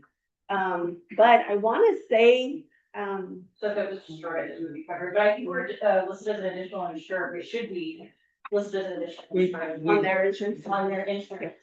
So, I don't have a copy of their. I don't have a copy of their insurance, but I have a copy of the agreement that has the insurance. I know it's a spot for that part of the insurance. Yeah. What is the valuation? It's real low, but still, it can just caught my attention, you know. No, that's a And good then, question. so yeah, I did ask, and they said that we recommend you keep it, but, I wasn't, I didn't let them know that it was already covered, it was already insured by somebody else. But if you read it right, I had put in here a $2 million aggregate commercial general liability insurance department. They do have that covered. Golf cart storage boothing. It's a little bit, but anyway. Well, they're doing this. Is it budget? Yeah, yes, yes. But. It's just a little bit, it just caught my attention. Yeah. It was like thousands. And this is offered through tax, this is all offered through tax. Yes. So But it's right now, we still have to cover the property insurance because the agreement that we did was a managerial. It's short term, and that is my focus. Yeah, Is so- to get into long term with the golf course, with the ag barn, and with Vizcaino Park. Yes. And I'm working on something with, ballroom right now. It's not that much money. On the golf course, we still have to cover the property insurance because we only did an agreement for them to be the managers of the Okay, golf course. so then We we still have to have property insurance, but they're covering the commercial general liability, medical expenses, workers' comp, and primary insurance for the managerial, like the operational standpoint of the golf. It's a little over $2,500. So then once we move over to doing an RFP on leasing the golf course, once it's a lease, then whoever wins that bid on leasing the golf course will then be required to cover property insurance. everything. But we can't require property insurance on a managerial contract that we have now. Okay. Okay, so. What about this roping arena? The rubber, it belongs to the county. I mean, I know it's not. Nobody's using it, nobody's. That's, No. that's Doing what that. I'm working on right That- now. Here's my thing, is. Yeah, when we lease it. Okay. I would, with looking at it, the total valuation of property for the county of Perecillo is 56 million. I would challenge that. Really, I don't know. If we ask somebody, hey, would you give us $56 million for all the stuff we own? I don't think they would give us. The valuation to me seems high. My second biggest concern is, I know we've tried to trigger some insurance claims. And we don't, the deductible is so high, it's like, might as well just fix it ourselves. Yeah. So That's happened in the past. that's what's happened in the past is, It's So- the board. Yes, I believe all properties, I have not taken anything off that, okay, so all properties are on. The ballroom now is under a lease with Ballroom. I think their lease, I'm sure I got it. Requires, them to cover insurance. I double checking, I need to remove that one. I don't know how much money it'll save. I'm sure the insurance of the ballroom is nothing. Yeah, but if we can start getting rid of it. Yeah, if we get, yes. And then, but to answer your question, once we do the RFPs to lease out the other properties, whoever wins the bid to be the lead, to lease out those properties, they will then, I will draft the lease and I will require them to cover Okay, properties. this, yeah. And then we can take them off ours.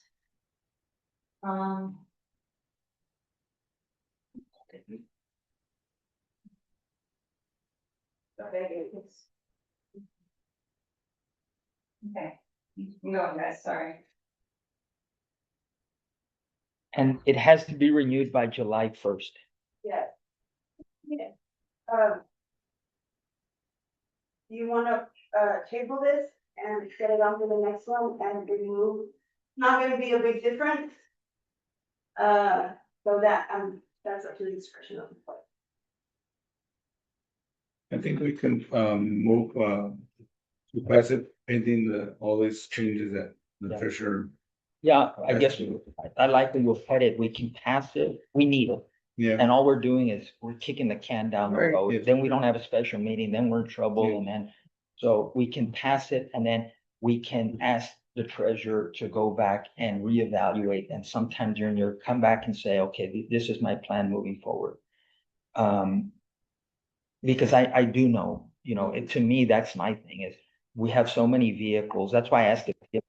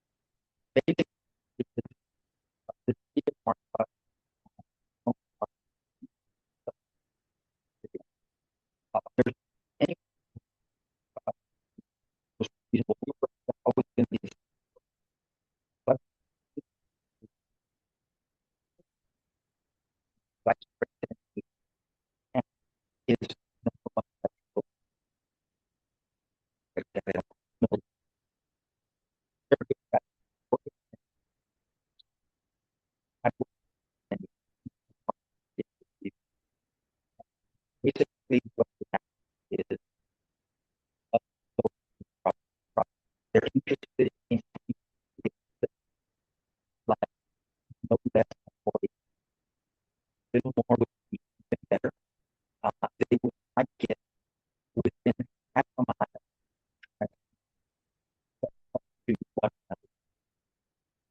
But I did have so what I did with Mayor Payette,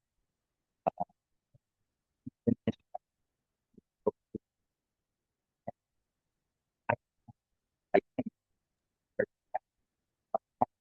you want to call sheriff, I'll correct all of you. I have a Latin law. So, but I haven't gone and looked at it to see exactly where it's at. What I will say, I guess everybody's biggest concern, and I know Commissioner Knight's not here, but he did give me permission to speak on his behalf, is there are utility users now that are being turned down because there's not enough load on this thing. So we can all agree that almost like water, we've been talking about water, no life, no electricity, no life. There's not going to be any new construction. There's not going to be anything going on. So it's something that AP recognized it has to be done. The people, the council of Marfa, the city of people have spoken. And so we're option 2. I'm not saying this is the best thing. I'm just saying, let's have a discussion on it. There could be another location that's even more optimal.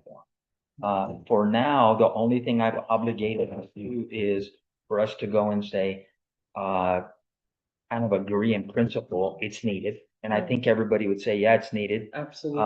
And then would we have the appetite if there's a location along these requirements that fit the bill and it belongs to the county? Would we have the appetite to either gift it or to sell it to them? One or the other. Well, and here's, I see they're going like this, but here's my thing. I go back to this. It's a utility. I understand it's a private company. I understand they maintain it. But I also understand that there's, and I'm not saying gift it to them, and they did not ask me to gift it. They're not asking us to do it. I'm just wondering, is there a mechanism to, in the spirit of progress and getting things done? Just like the Laras or Wiseman, or I think who donated that other plot? It was both Laras. Yeah. So I mean, those are things sometimes in the spirit of getting something done. You have a piece of dirt. Are we doing anything with it? No. Would it serve a purpose? Would it serve the greater good? And if the answer is yes, we say, okay, here's the beauty of it. Either way, regardless, it gets put back on the rolls and somebody's going to be paying taxes, but not us. So that's what I do like about it. And again, I'm not saying gift it to them. They didn't ask me to tell them, hey, can we give it to us? No, I'm just wondering if that's an option. But it gives you an idea of where I sit, where I think this is very important. I think it needs to be done. I think it's gone on way too long and we need to find a solution. I'm totally on board with you, Joe. I would love to get those coordinates. I tried to work with right now. I believe it was Fred, Yeah. Early on, and there is one property that is in the county. It's not owned by the county. And I spoke with that land broker this morning, and that is a real good potential. I think AEP kind of jumped the gun on contacting the landowner without going through the broker. So I think that may roll back onto the potential of sites if we don't have something that is, and it's much closer to the city of Marfa. Absolutely. Do we need electricity here? Yes. But this other parcel that I'm in discussion with the realtor is also ties into, you talked utilities, it ties into also the city of Marfa's wastewater field. That the landowner would be interested in having that bigger discussion. So I want to be, just totally open book and sharing with y'all. So, yeah, that's Okay, so we can't negotiate property. We can sell property or lease property, but if you recall, we cannot just sell or lease to anyone. We have to go through an RFP bidding procedure that's unbiased. So we have to make sure that we allow anyone to give a bid. If we pick 4 acres out by the dump. We have to open the procedure and make sure it's unbiased. And that we give every bidder an open option. and review of it, so.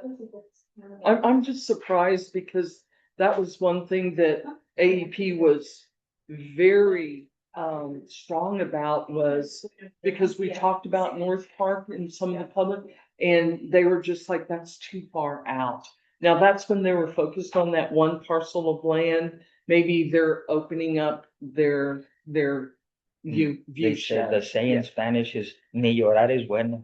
It's already done, it's happened, it's over, and now it's okay, how do we get it done? Right. They recognize the gravity of it. Mhm. And here's the thing, and I know you can get creative with RFPs where you go back and you say it's gonna be used distinctly for this purpose. For the Where public you good. neck it down, because I go back to the same thing. What good does it do for us to put it out for bid, and then somebody else from somewhere else, God knows where, wins the bid? And then we're like, okay, well, That's what not good is the that purpose. gonna do AEP? Yeah. Yeah. So, I don't know. So, No, thank you for bringing this up. I know you really said these two gentlemen had questions. Do you guys have anything you wanna add? Any No, I think so. I mean, Yeah. I was part of the city process. Okay, My name is Stephen Rayburn. I'm the chair of the planning and zoning for Mark. okay, nice to So- meet you. Nice to meet you.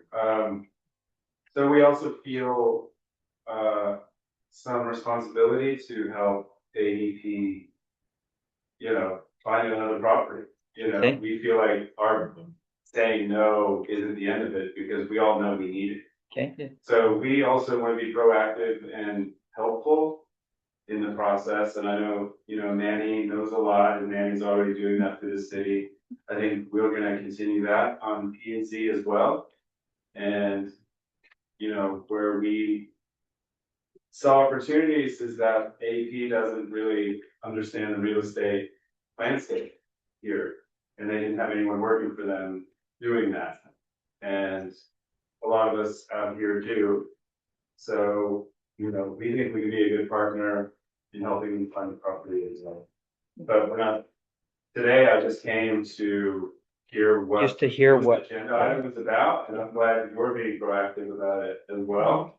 Yeah. And that the discussion continues, and I think we all want to work together on it.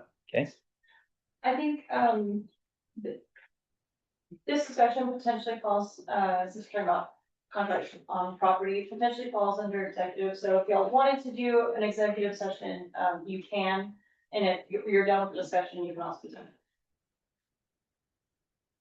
I don't think this necessary. how about this? Necessitates. Yeah, I think, how about I put it on the next special meeting, and I'll put it at the end, where we Okay. could speak freely. We're done with all our other work, Okay. and we can just have a more open and thorough conversation. Sounds good. All right. Okay, I'm good with that, if everybody's good with that. So, for Marisa, I forgot all about her. Oh my God.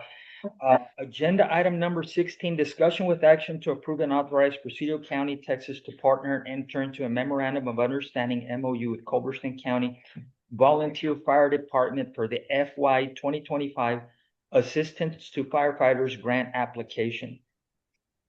At this time, it is anticipated the local match will not exceed $15,000 per entity. And Marisa is going to do a much better job than I can saying what this grant is about. Right. But please go ahead. Good morning, good afternoon, Commissioners. Marisa Quintanilla with the Council of Governments. I am the Regional Services Director. So let me just go ahead and give you some background so you can understand where this application is coming from. First, the First Responders Preparedness Group is the committee that prioritizes Homeland Security grant applications. And within that group, the members had tasked the Council of Governments to seek any type of funding opportunities that allow for the purchase of subscriber units. And when we say subscriber units, I'm talking about your portable radios and your mobile radios. And so we've done a really good job about seeking and leveraging different fund sources to include some community funding, project funding from either Gonzalez's office or Congresswoman Escobar's office, through Homeland Security dollars as well. And we then go ahead and share those subscriber units with the whole COG region. It doesn't mean that every entity will get their ask, but they actually will get a little bit more than if we all compete against each other. If we do it collectively as a region, we have a better opportunity to secure that funding and share at least a little bit of the radios instead of actually have win-lose type of situation. And so this application here is actually through the Assistance to Firefighters grant, and they do allow for the purchase of subscribers. And our intent is to go ahead and submit a regional application for those entities within just the rural areas that would like to participate in this application. The COG will go ahead and write the application, but it will be managed and administered and submitted through the Culberson County Volunteer Fire Department because the COG is not an eligible applicant. And so I believe behind the agenda item, you might have a sample MOU that is not completed, just because right now we're still trying to gather all of who is going to participate because it does require a 5% cash match. So it's not an in-kind, it has to be dollars. So the thought process is that we would divide from the total ask, let's say hypothetical, if it's $1 million, if it's $1 million that we're asking, 5% of that and then divided by the entities that will participate will make up that 5%. So we're estimating on that amount that indicates here not to exceed 15,000 is that we're looking at almost 6 entities right now. And then divide that, by the $1 million, the 5%. So we're looking at a little bit less than 15,000. We're looking about maybe 7,000, not to exceed 11,000. But that's the reason why I kind of put 15,000 in case it goes all the way that. But doesn't mean that Presidio County is going to be solely responsible for 15,000. It's going to be a portion of that. So this is an opportunity to submit that application, and it's due on June 22nd. And so I want to give a shout out to Jeff Davis County because they've agreed to be the sponsor for Kenwood. And I want to give a shout out to the County of Culberson because they have volunteered to be the sponsor of the Motorola contract. So they're independent of each other. Our county happens to use Motorola. So if we've got 5 EMTs, we need radios. Good. They can go through the contract through Culberson, get the radios. We pay 5 cents on the dollar. What is an average mobile unit run? Right. So we're looking at 10,000, sir. And the reason for that is the state has now raised the requirement is that any type of subscriber has to meet 4 elements. 1, it's multi-band. 2, it's encryption. 3, it's trunking. And then 4, it has to have the codes needed for interoperability. Like, Judge Guevara, Cinderella, former Judge Guevara, brought in the mutual aid agreement regarding those teams. If they were to come into Presidio County to provide assistance, we need to make sure that our subscribers are able to talk to each other, right? To have that operability and interoperability. So that's the reason why the cost is huge on these subscribers. So, but this would give an opportunity for the fire departments and the EMSs. And was law enforcement included, Marisa? Well, not in the solicitation, but this is what I've heard. I'm not sure. Right. I understood that if you get so many radios, really, as long as there is a tracking mechanism saying we did some for EMS, we did 5 for EMS, we did 5 for law enforcement, 5 for fire, they wouldn't be opposed to looking at that. But in the application itself, law enforcement will not be included in the call volume and the data that we need to support the application. Okay. Yeah, I see Alicia raising her hand. Go ahead. Form for our submissions to grants. How much, well, you don't have an amount, right, on this grant yet? That's correct, I do not. Okay. when would this go into effect? It would be This fiscal October, year or? October 1, fiscal year 27. Well, that Yeah. kind of answers my question. Well, That was my question, guys, at 2025. Yeah, cause it says 2025 and I was like, yeah. so, yeah, I think the grant is 2025, It's but it kicks in it, yeah. That's correct. Yeah. They're always a year behind us, even Homeland Security dollars are a year behind. So it's $25, FY $25 that were appropriated. Excuse me. To be used in 27. Is Gary Mitski still on the line? Gary Mitski? No. No. Oh, yes, he is. Yeah, Judge, I'm still here. Gary, tell me, because you know, what kind of shape are our portable radios in general, on a scale of 1 to 10, EMS, fire, what do they look like? Most of them are old. You know, we've received some, just a few newer ones through some of the other grants that Marissa was talking about. But I'd say, and I'll just take the Marfa Fire Department. I would say on an average, the radios are probably 10 to 15 years old, which basically makes them outdated. And as well with the mobiles, and I'm pretty sure, and probably in some cases, some of the other departments are even in worse shape than that. Yeah. Yeah. So here I go back, and here's the thing. This is a memorandum of understanding. The ones that are going to take the brunt of this is going to be the Council of Governments who's going to apply for the grant. They're going to be the hardest working. Number 2 is going to be Culberson and Jeff Davis, who are going to be the walkthroughs for the grant. And we'll be the recipients of being able to buy a $10,000 radio for 5 cents on the dollar, which we already know we need. Now, again, I know Ms. Sanchez is like, money, what about the money? Here's where I go back, and I think we can address it. We're going to have time within the budget to address it. Yes, sir. With the fire departments, the volunteer fire departments. We already donate to them. We may consider saying, well, how many radios do you have? You know what? We're going to add another couple of thousand in there for your budget so you can get these radios that you need. So, but I think we can work that out. Right now, it's just because of the deadline on this opportunity is June 22nd. It was kind of like last minute, let's go, do we do it? And let's jump on it. So. I have a comment real quick on the contract.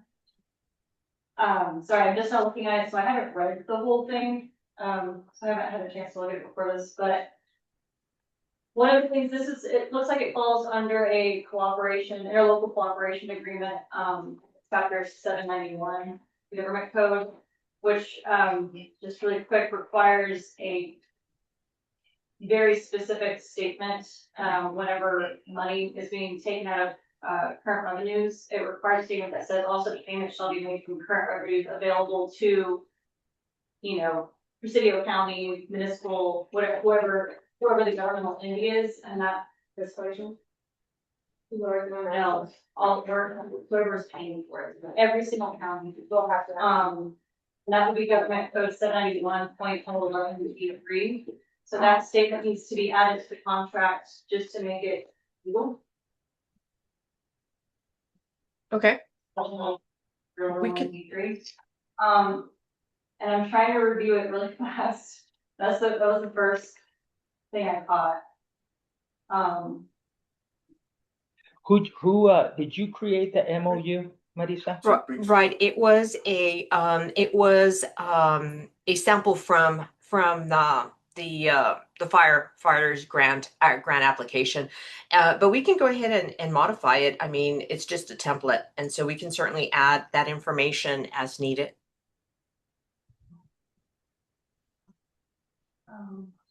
Okay, I'm really quickly going through it. I'm sorry, it's not that long.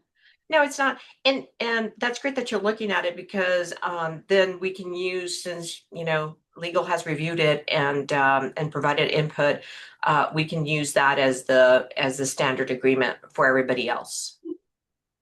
Yeah, and that statement, it's just a quick little sentence. I don't know why the government requires it for us to put it in our contracts, but that will apply to everyone on here. So Yeah. That'll be good. Marissa, Deirdre Yes, ma'am. here. Yes, ma'am. Have we gone after this kind of funding before for radios in a regional way? No, ma'am, we have not. Not under this Okay. fund source. I mean, it's a great plan. I just didn't know if y'all had done this before and how well that had worked out for all the entities. Marisa alluded to at the beginning of this.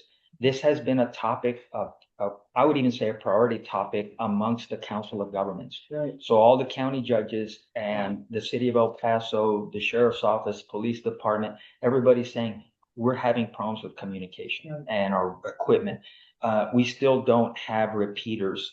Again, Tony Gonzalez, Congresswoman Escobar, earmark monies didn't come through. We were hoping to get some repeaters along the River Road to help first responders be able to communicate. We still have no communication over there. So this is a much bigger issue that the Council of Governments is working on behalf of all the entities. This just happened to be an opportunity that popped up and said, well, we can at least we can check one box with the mobile units. Well, and this really speaks to us having that radio rodeo, right? Marissa, Right. At some point.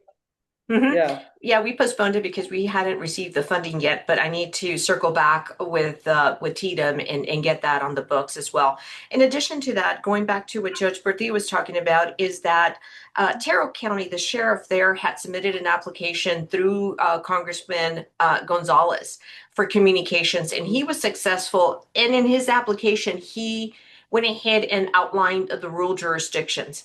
So he was successful in securing about $3 million. I did talk to him, and he was going to go ahead and reach out to make sure that you all were part of the conversation regarding communications. And so, hopefully, Judge, maybe we can go ahead and have a conversation with him and say, hey, because at the time when him and I spoke, the funds hadn't been released. Now the funds have been released. So I think it bears to go back and talk to him and say, hey, listen, we need these repeaters. You have 3 million. I know you're going to take care of Terrell County, Brewster County, and there's a priority, a pecking order, but here we are, and these are some of our needs. Maybe a couple of repeaters would be great, but that is another resource right there, Judge, in regards to the infrastructure. And I did talk to Sheriff Cleveland last week. So we didn't talk about this issue. We had another issue come up, but I know him very well. So if you want to circle back with him, sir, and say, hey, I understand that we're part of that process, because they leverage our rural jurisdictions to submit their applications. So my opinion alone, then I'm saying you all were part of that process, and so we should be recipients of some type of infrastructure. Mm, Any other discussion? good point. Okay. Yes. Enter into this agreement right now just because there's blanks on it, right? Like the money parts. But no one wants to do a special meeting. Yeah. So what y'all can do is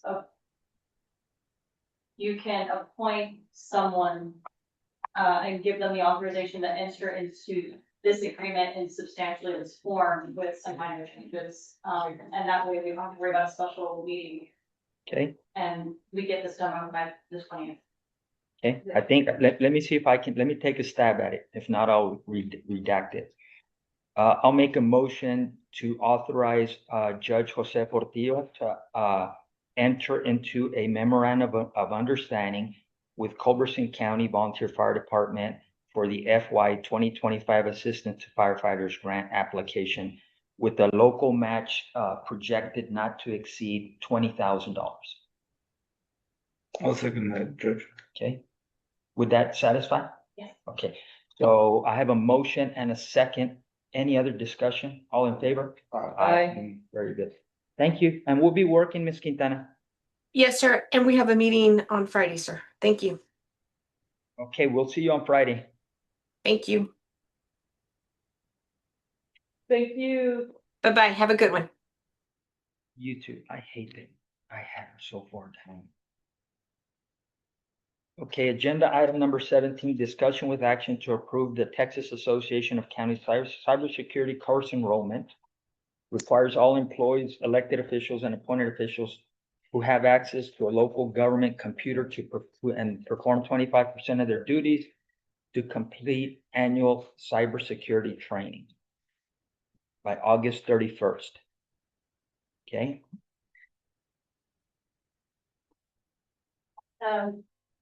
Yes, this is just our annual cybersecurity testing for everybody, and we do need it for certain grants, so. okay. What did you The do? enrollment fee is $5 per person. I go ahead, what happens is tax sends me an email.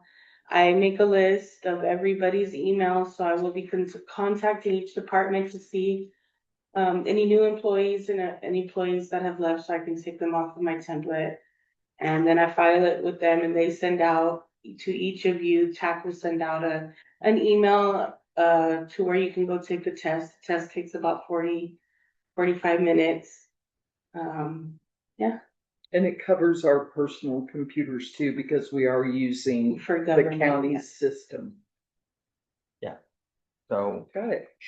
and so Please. you took care of notifying the department heads last year. Yes. And then you'll have a master list saying, okay, we are in compliance Yes. and we're good to go. Yes, and then I file it with the DIR. Okay. Okay. So. Okay, I'll make a motion that we approve the Texas Association of County Cybersecurity course enrollment. okay, I have a motion and a second. All in favor? Aye. Very good. And 18.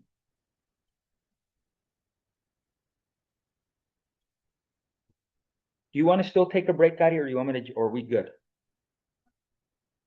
Vote on your decision. Okay, so agenda item number 18, discussion with action to approve one of the two options to compose the salary grievance committee. So we in this year, we're trying to get ahead. I don't blame you. This year on all the budget stuff, so it's up to the court on which option. Okay, so I will tell you this, the county does not have a long history of having to have the grievance board come together. I think it's only happened once, Yes. twice now, okay?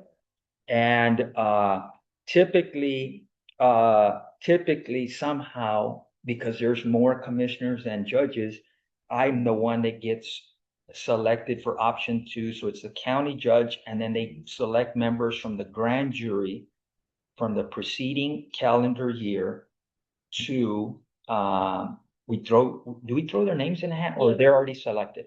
Yeah, we throw their names in a hat and then. The last two grand juries, right? Because they're 6 months each. Yeah. Yeah, the presiding year. Yeah. Yeah. So I will tell you, grand jurors, well, it's up to you. You know what? Let's have a great discussion about it. Let's have a good discussion. You don't have to select public members until a request for a grievance is made. I Do we? know, but we just wanna get. Yeah. Ahead of the game. Bam face. Right, well, so what I was gonna say is, if you do it now, then the clock starts, for the hearings, the second you receive the Yeah. request. If you wait, then the clock doesn't start until you've selected the committee. So it grants you a little bit more days potentially if you wait, but if you want it to already be pre-selected, then once you receive that request. Yeah, then the day I see the request is the day I send it out to, I start working on it and Okay. everything else. Okay, so the salary, everybody understand the salary grievance committee? Because we're about to go through our budget and we're about to say, Fulano's getting paid so-and-so, Fulano getting paid so-and-so. And this is the mechanism within the government code to come back and say, I don't think that's enough. Or you're paying me too much, which will not happen. Right. So, exactly. And are you saying it's only for elected officials? Yeah. Yeah. They not agree with the decision of the court, like the court has not approved increases to elected officials in the past, like only 2 years. Okay. And if elected official has the right to file grievance saying, we don't agree with your decision. So now you gather a grievance committee made of option 1 or option 2, which is what you guys are choosing. That's it. So option 1 is the county judge, the sheriff, the tax assessor collector, the county treasurer, the county attorney. Yes. So those are all elected officials. The irony of that. So do we not feel that option 2 is more Fair. just? Well, I think it's more independent. Yeah. And yeah. I think like because you're gonna have people that are elected saying, I can't believe they're making us go through this. Right, You right, know, right. and we're this way with the grand jury. And that's why I shut up about option 2, because to be honest with you, they picked the grand juror. They had their discussions. I got the hell out of the room. I came back. They made a unanimous decision, and I'm like, okay. And then we live by it. Like to put in that legally, the grand jury, they do not have to. No, so pick several alternates. Yeah. Yeah, they do not have to. I think And last time- every year, I'm telling you, We struggled. every year. It is a big deal, and I'm honestly surprised that we have had. Because, yeah, and they'll ask me, do I have to? So I'm just letting y'all know that's don't why I need- want to do it ahead of time, because if y'all do choose option number 2, that's going to be my headache, so. Yeah. Oh, so you're saying you'd like us to lead into option number 1? I'm saying, I'm just letting you know, they could say no, they don't, so. Yeah, number 1 still requires public members, but it Yes. doesn't require as many, so it's less of a headache for her. If you, in either situation, 1 or 2, once you start picking names of public members, I would recommend doing like 4 alternates. Yeah. That way you don't have That to sounds good. repeat at least 4. Yeah. Yeah. It has to, there has to be 9 voting members. If we select option 1, so you got the judge, the sheriff, county tax assessor, treasurer, a county attorney, that's 5, you would need 4, minimum 4. But it says just generally public members, so we could pick anybody. No, the There's next 6. the public members are selected from The grand jury. Yeah, the grand each person who served in a grand jury in the county during the preceding calendar year. So during the year 2025, all of the grand jurors that were selected during that year, and there's 2 grand juries because they're every 6 months. So we need both. Yes, the entire year of 2025, anyone who is selected for grand jury. So that gives you a large pool, right? Because you have 2 full grand juries, put into a cup, and then you pick slips out. Okay, so option 1. Option 1 has 6 elected officials. So going with what everyone said, you have to have a minimum of 6 public members to have 3 as a backup. You were saying you had 3 additional. Yeah, Additional. So that's where I came up with the 6. Okay. I don't know how it works, like, so we've never done it that way, so I don't know how it works if, it says the sheriff, all these people. Now, if the sheriff was only filed a grievance, but he's on the committee, I haven't had a look into that. So I don't know. The trend for the past 2 grand juries is still to vote in favor of the elected official choosing the race. Yeah, the last 2. Yeah, so it's probably basing your decision on the trending categories, like you're probably gonna get whoever, if somebody files doing, they're probably gonna get the race they want. Yeah. Because it's been happening. I don't forget. The judge doesn't vote. Right, you're not CDE, but not voting. Yeah. So I preside over it. You. Right. I preside over. Deciding chairman of On the both? committee, on both, Okay. but not entitled to vote. So either way, you're in.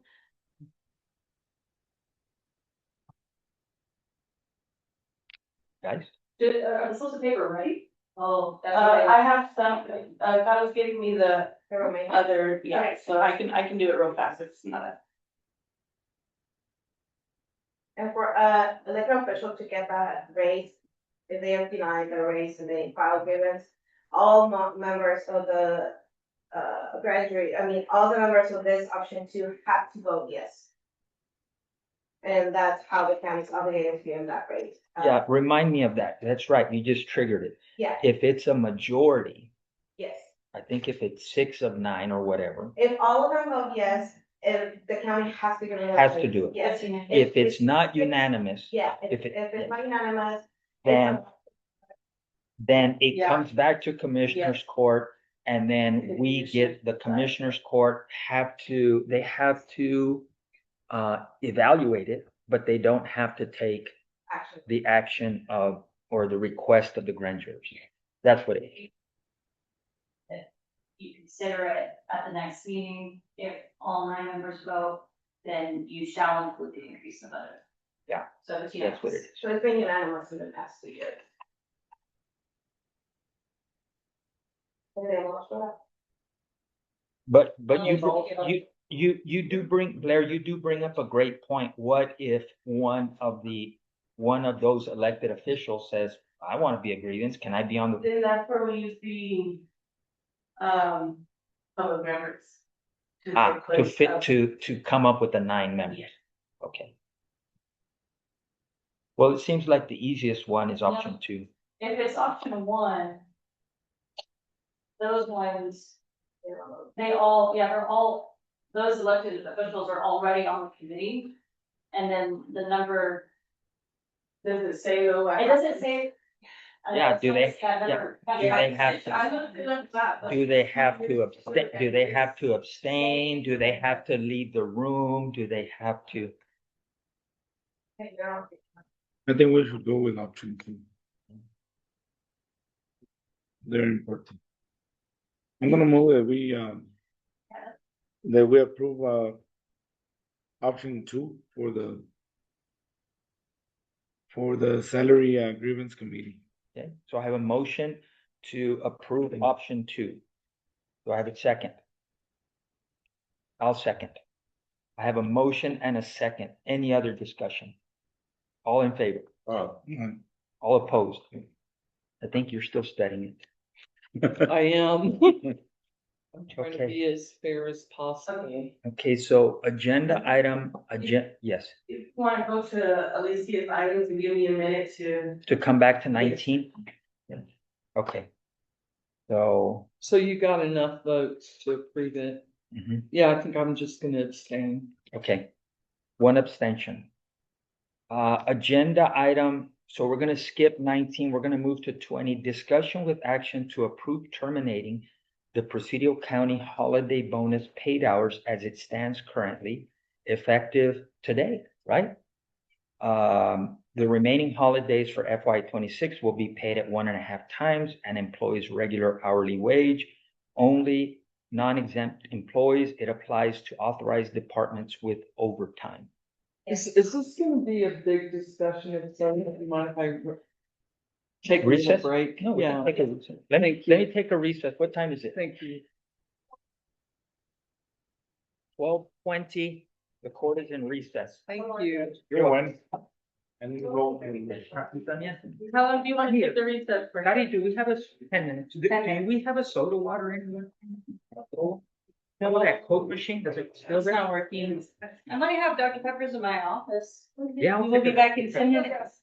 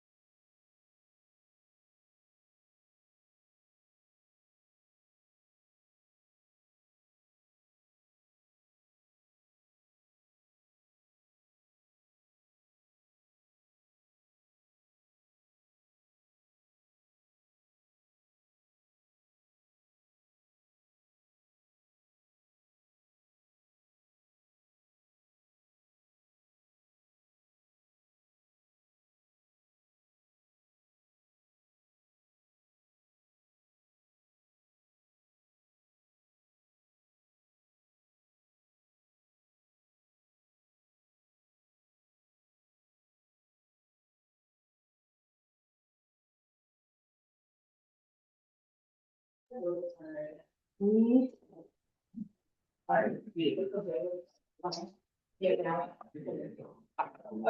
want to go ahead and start on my item, I did the names then. Okay. So it is 12:38 now, and we are back in session. We had, and I'm gonna hold off on 19, Patty. Let me go, because we had already started 20. Okay. But I want to say the first two, 20 and 21, they're tied in together. Yes, sir. They're tied in together. So don't look at this as just one. I don't know that I can call 20 and 21 simultaneously. Or, okay, so why don't we start there? Why don't you give us a background of this agenda item? So currently, we have a committee reviewing our county employee policy, which is extremely outdated. One of the let me go back to years ago when I wasn't even here in this county. I think the county paid holiday comp time hours to every employee that earned it. Comp time is when an employee works during a holiday. We don't pay them a time and a half, we pay them comp time. In this case, now we call it a holiday incentive, but it's pretty much the same thing. So if an employee is working 8 hours without holiday, right, and they'll get paid for the 8 hours, because they don't get those holiday paid at time and a half. So we do a holiday bonus, which means they worked 8 hours, they got paid, but they still have the right to use those 8 hours at a later date. Given the size of our county and the limited personnel, a lot of these employees cannot take time. That would also include the overtime budget for the different departments. So over the years, employees have been accumulating an extreme amount of holiday bonus hours on their books. It has created a big liability on Cedar County, because every time each one of those employees, they don't use it for whatever reason, they get paid out at the time of their retire, or they resign, or they get let go of their job. So we've had employees leave their employment in recent years where we paid out $22,000, $30,000. This is just gross wages without including FICA retirement on that cost. So about a year ago, we decided to kind of calculate how much money we had in holiday bonus for the employees and put that money into an investment. However, the rate that we've been paying out as employees, it's not catching up on the interest earned. So going over the policy, in our current policy, Cedar County is not obligated to pay holiday bonuses. However, it's been done for many, many years. But it's kind of unfair to kind of terminate it and do not pay any of the employees that have worked for their holidays and not pay them back. So at the moment, we don't have all the funds budgeted, so that's the other question, the other part of this. But that's kind of the overall story. We have accrued, and I think I uploaded this. Let me have it here. So on item number 21, I added a leave management report, and way at the bottom, you can see the total hours that would be in the court approved that we would be paying out, and the amount of money that it would cost to pay them. Obviously, if we pay them out, we would be terminating this option for employees. So moving forward, what would happen is an employee that needed to work during a holiday would get paid a time and a half. So they would not accrue any holiday time, any comp time, because they'll get it paid out as a. That will not go in our books. The liability for the county would end. Also, another issue right now is that employees are not getting paid out at the wage which they earn those hours. So if they get paid out, we're paying it out at the current wage. So if an employee earned 60 hours at $60, but they're currently making $28, they're gonna get those hours paid out at $28. It's almost like a modified mini Presidio County 401k. Yeah, and they're just hanging on to them. Yes. The thing is that our accounting doesn't, we're not ready for it. We're never prepared for it. No. And so we're scrambling to find, well, where we find the extra 30K or 25K or whatever. Exactly. So it is a suggestion, of the committee to pay the current hours up to the holiday of, May 25th, 2026, which is Memorial Day.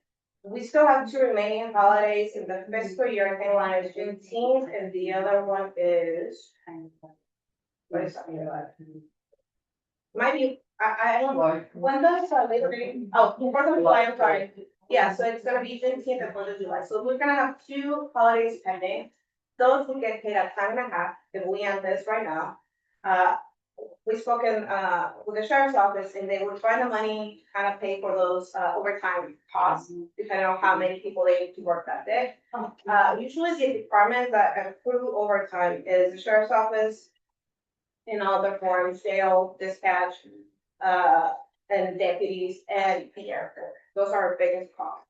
Any other departments, some of us do not have an overtime budget, so we are not eligible to do any of this. So we're trying to end this policy, get it out of our books. It's a high price to pay, but the more we keep it there, the bigger the expense will be as the time comes.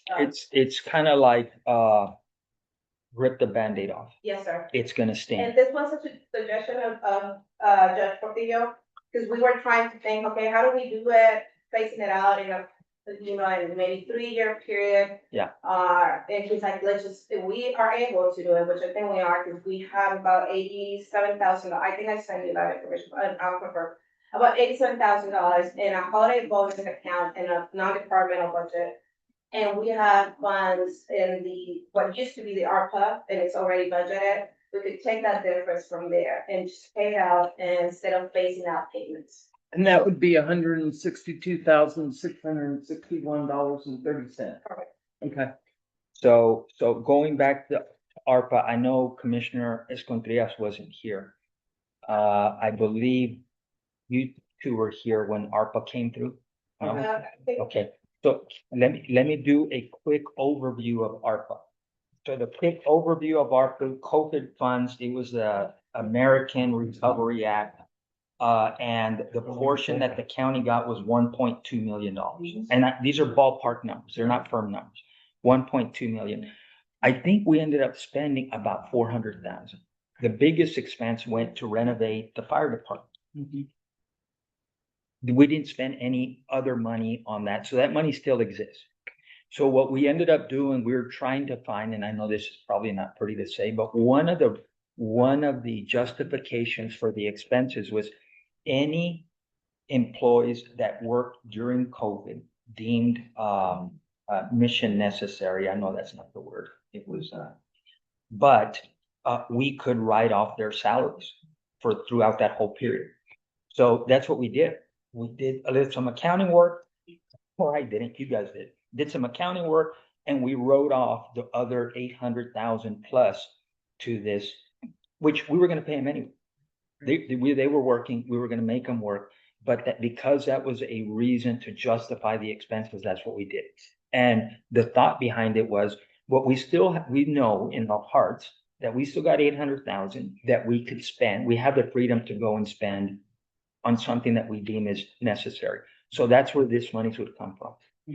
The monies would come from not anybody's budget line item. It's going to come from ARPA funds redirected to alleviate the two problems we have, which is holiday bonus pay and our liabilities that we've been accruing for the last, I don't know how many years. I think they paid out holiday comp times in 2017. I wasn't here, so I'm not sure of the day, but I think that's what I've seen back. Yeah. So from 2018 till now. Yeah. So what happens when they work overtime? When they work holidays? They don't get paid a day? No, they get paid the hours they work. However, because they work on a holiday, usually you would pay the holiday at a time and a half. Well, we don't pay time and a half. We do what's holiday bonus, which is a wrong word. I know I've been corrected. Can I use that dirty word? Holiday incentive. So they get those 8 hours, or whatever many hours they work on the holiday to use at a later time. However, because our employees do not, we're always short staffed, they don't get that time. They can't take it. So they just accrue that Yeah. That's it. overtime. and that's- But why don't we pay them, right, in the next paycheck? Or do they have to, because sometimes they, Because, yeah, that wasn't part of the policy. Yeah, okay. and most of the people abuse this system, you know? Yes. That's my deal. When I used to work hourly, I wanted time and a half, and I wanted overtime. Mhm. I wanted all this because I wanted a bigger paycheck that week, but not, I see this, I mean, some people, we owe them $20,000. So one of the things is like you guys will set up a holiday calendar schedule. The departments that have overtime already budgeted will budget for, obviously, you're not gonna have a whole crew working on that holiday, because that will be taking advantage. They would schedule whoever's needed and kind of calculate how much overtime they're gonna need to pay off those holidays. So you don't get 20 employees wanting to work on that day to get overtime. No, but we. Yeah, can I say mean, something this is- really quick? This already happened, right? But you Yeah. could stagger the personnel, because I see a lot of the same persons stacking all this hours. Yeah, but this is a department by department, so we See? cannot force the department heads. I understand that, it's just something that Yeah. I think that. Can I say it's something really like- quick?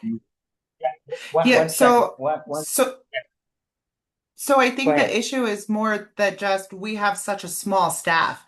It's not that we're picking the same people to work every holiday. It's just we have the same group of employees. Some have been employed for 20 years. And then as far as like abusing the system, that's not actually correct. Like the issue is they accrue this comp time. In order for them to use it, somebody else is going to accrue overtime to cover their shift so they can use the comp time. And that has been the circular argument for years. And so when they got rid of the regular comp time in 2017, they only got rid of half the problem. Because that's at that point, that's when we started paying time and a half for actual overtime. But then it's the same issue for the holidays. Does that make sense? Yeah. So, yeah, so, and it's not about abuse. The truth is, and I agree with you, probably a poor choice of words, but it's kind of one of those things I can see where, previous commissioners courts, that was their solution at the time. And as time has gone on, we see it now and we're kind of like, yeah, this is it's put us in a bad spot. So I guess from you, especially from where you sit, because most of these hours are gonna be paid out to the sheriff's office. What is their sentiment about this change that we're making or that we're considering making? Are they good Everybody's with it? Yes, sir. Absolutely. No, everybody's fine to get the payout and just move to time and a half. I think in general, people would have preferred to be paid time and a half all of these years, but that was just the county policy to do the comp time. So the sheriff's biggest concern was just that perhaps the comp time would just disappear.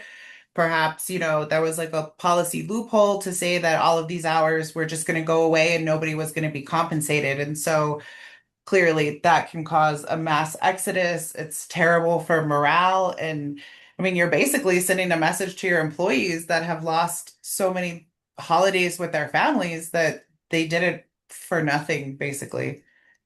So, but with the payout, the way this stands, Judge, everybody's great. Yeah, this is where I come to. Did they get something paid that day? Yes. Just plus Straight this? pay, straight, and that's the thing. In essence, they were getting like double time. Uh-huh. They were earning 8 hours of work and they were getting paid for 8 hours, equals 16.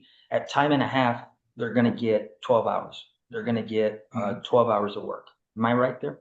Yeah. Yes, sir. So Commissioner Escontrias, I think maybe your question is, so all they were paid for working the holidays is their regular hours. If you're scheduled a 12-hour shift, you got paid 12 hours. That's it. That's all they've been paid. There was no time and a half pay. The half pay was like the 12 hours of comp time they would earn if This is my question. So we owe them the half pay, not the time and a half? Yeah. It's a half pay. since 2017, or I don't know, maybe. We're paying up. No. Yeah, We have holiday in month. Yeah, because if they've already got paid, there's just some questions. If they pay them 8 hours and they still get another 8 hours, a time and a half, or, No, so that's, they don't get those hours paid at, so it would be paid at straight time. yeah. So what you see here is what they would get paid based on the hours that each of those employees have accumulated. And I'm good for that. I mean, they work and like she said, most of them were not with family because they were working out, but Yeah, and we have. just these questions because sometimes this is when I think that most of the time we abuse the system. Yeah. Because things like this happen, you know. That they were paid some, but they're asking for all this or. Well, and the way I see it, the bottom line is, we as a county cannot afford to keep doing this. We Correct. don't have the resources. And like I tell And you, this is a policy that is long overdue. Yes. You know, and I applaud the committee for bringing this forward to our attention. And we just need to make the hard decision. like I tell you, we always expect that time and a half whenever you do it, you wanna get paid Yeah. right in your next pay period. And the problem is like TxDOT, I think they do that, they get the comp time. But they can take a day off anytime they want to, you know, they just get up and call it. They have And enough. well, And with the county, it's not like. and you run into issues. So now TxDOT, again, these are all choices individual departments and entities make. But TxDOT has a 4-day work week. They work 10 hours a day. And then they earn comp time if they do work an extra day. So then now you have full-time TxDOT employees that go to work 2 days a week. 2 days a week, dude. Yeah, so you're paying full benefits and everything else that comes with it, workman's comp for 365 times 24/7. And you're like, okay, I mean, I don't want to abuse anybody or take advantage of anybody. But again, I think this is one of those things where we got to rip the Band-Aid off and then start fresh and move forward. Alicia's right. When we were having these conversations as a committee discussing all these issues, all we were doing was we were going to delay it 2 to 3 years. And then let's do this, and then we can take away from this, and we'll do that, and we'll pay the half the numbers, and then we'll come back and we'll pay another 25%. Let's just rip the Band-Aid. Just more work. We have ARPA money. We have ARPA. They're gonna love it. Yeah. And then when they get a paycheck with overtime, you know, it's gonna keep working on a holiday or working. Yeah. That's all. Extra hours. Okay, so. I'm gonna make a motion. Okay. I'd like to move that we approve terminating the Presidio County holiday bonus paid hours as it stands currently effective June 10th, 2026. I'll second that. So I have a motion and I have a second. All in favor? Aye. Aye. We'll move quickly on to agenda item 21, discussion with action to pay out all holiday bonus accrued hours for all Presidio County employees through May 25th, 2026, which was the last Memorial Day holiday. Yes, sir, and that's the amount that you see on that worksheet, and that's what we will be paying out on the next page. Okay. And moving forward, effective as of today, it will be straight time and a half for employees that work holidays. Yes, sir. Okay. I'll entertain a motion. We're in 21, correct? 21, what was it? The number 162, 661? Yeah. 03? I got it. I'll make a motion that we accept the holiday bonus hours as presented. In for the county amount of employees, in the amount of time and a half. 162, 661, 30. Okay, 30, there you go. Do I have a motion? Do I have a second? I'll say. I have a motion and a second. All in favor? Aye. Very good. Thank you. Thank y'all for your hard work. Patty, do you want to go back to yours or do you want me to keep going? All right, so let me go on to 22, which is discussion with action to allow Presidio County to set out bids for a depository contract using the RFP. Yes, so, I think about, I don't remember, 2 meetings ago, Presidio County contracted, with Ms. Linda Patterson to help us, navigate in this full depository contract, requirements, with the county. So this is the next step, which is, asking the corporate permission to set out to issue RFPs, an RFP to set out for bids. We'll be sending this out to, we're still in the process of working the final details of the RFP. We'll send them out to different banks in the area. And, you know, it's kind of, we're on overdue on, our bank giving us something back if they want to continue, having our business. We've learned a lot of things through this process. One, that our checking account should be accruing interest, which has never accrued any interest. And we wanna have some benefit to the money that the bank uses on our end, because they do get benefit from using our money. Yeah. And the county's seeing absolutely nothing in return. Yeah. So And- this is and- that. No, we're talking about our local bank, Our local bank. the Marfa, okay. Yeah, and actually and again, I've heard this from the same thing I've heard like the Maverick Bank or the old Fort Davis State Bank. They're like, well, we want part of that. We want part of this, the school. We want part, and then the city, we want part of the city, and we're not following this process. Again, so it makes us competitive. We're not competitive. There is no competition. We already selected them because it's a pain in the ass to do this. The truth is, it should, if you don't do it, if you don't go through this pain, then you're not going to get anything. We want Maverick Bank and the Big Bend banks to sit down and say, okay, how bad do you want this budget for the school in Presidio is 16 million. So not that ours is huge, but again, you go back to the same thing. It's like, yeah, what comes with it. So I'm glad you guys are doing this, and I'm all for it. I know I'll probably have some bank presidents not happy with me. Right. Yeah. Yeah. They're already. She's here again. I'll make a motion. Yeah. Right.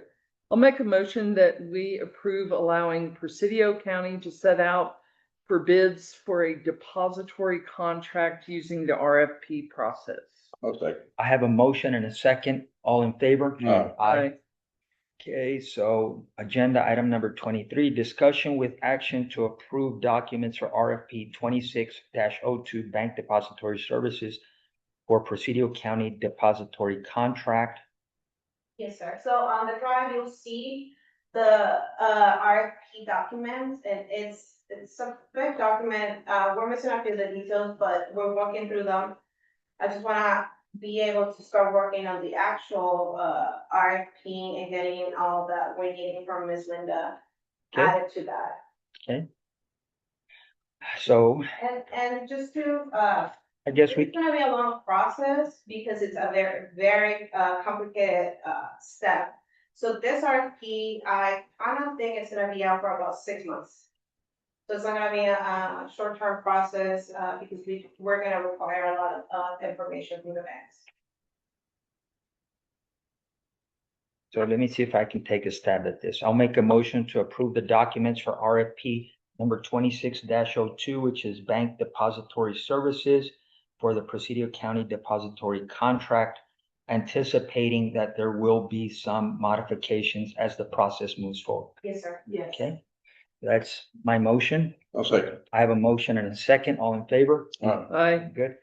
And then agenda item number 24, discussion with action to approve the evaluation committee for RFP number 2602 Depository Bank Services. So do you have a committee recommendation? Just a meeting, evaluating meeting not too long ago, and Commissioner Sofia was part of that, and he's very interested in learning more about all of this evaluating committees. So I think he suggested himself to Okay, be a part of this one. congratulations. So I am recommending Commissioner Escudillas, Commissioner Heisler, and Executive Assistant Itzmira Bustamante. Okay. And yourself, I'll be overseeing the the committees. process, so, Yes. okay. Um, Ms. Park? Good? Yes. Are you asking me if I want to be on it or if I'm good with it? No, just if you're good, just if you're good with it. We're making all these decisions over here and I'm not looking at you to see if you're nodding or, okay, so I have a recommendation. Do I have a motion?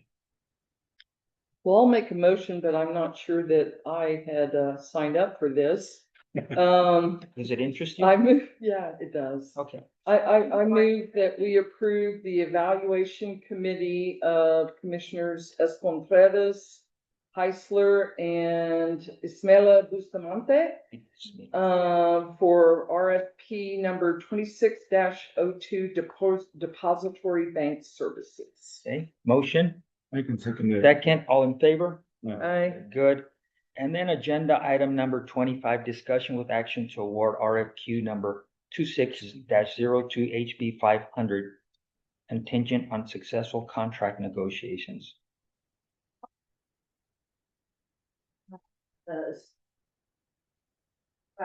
The HB 500 ambulance, No, No. HB 500 water? water. Okay, This is from the Water Development Board. Yeah. I guess we're going there again. okay. This is a water supply and infrastructure grant. This is a one-time grant opportunity to participate in this, I believe, I don't remember how much the grant amount, total amount of projects.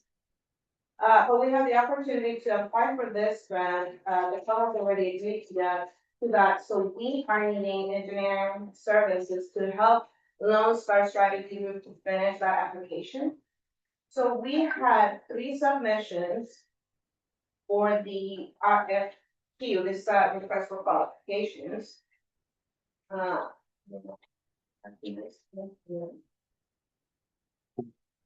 And we received 3 proposals from here.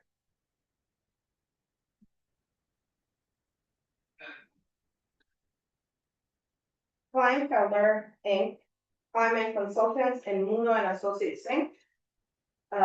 Those were the 3 RFQs that we received. I sent them out to their evaluating committee, which was made of Commissioner Escondrias, the Treasurer Rosita Zubia, and the Executive Assistant Esmira Bustamante. They each reviewed the proposals. We had evaluating meeting on June 2nd. They went over those proposals. And they, based on the scoring, they are recommended that the award be given to Mundo and Associates. And on your drive, you will see the scoring of each one of those members. This is just a recommendation. So if you have any questions for the members of the committee, it's meetings and training, Bato and Commissioner Escondido are here.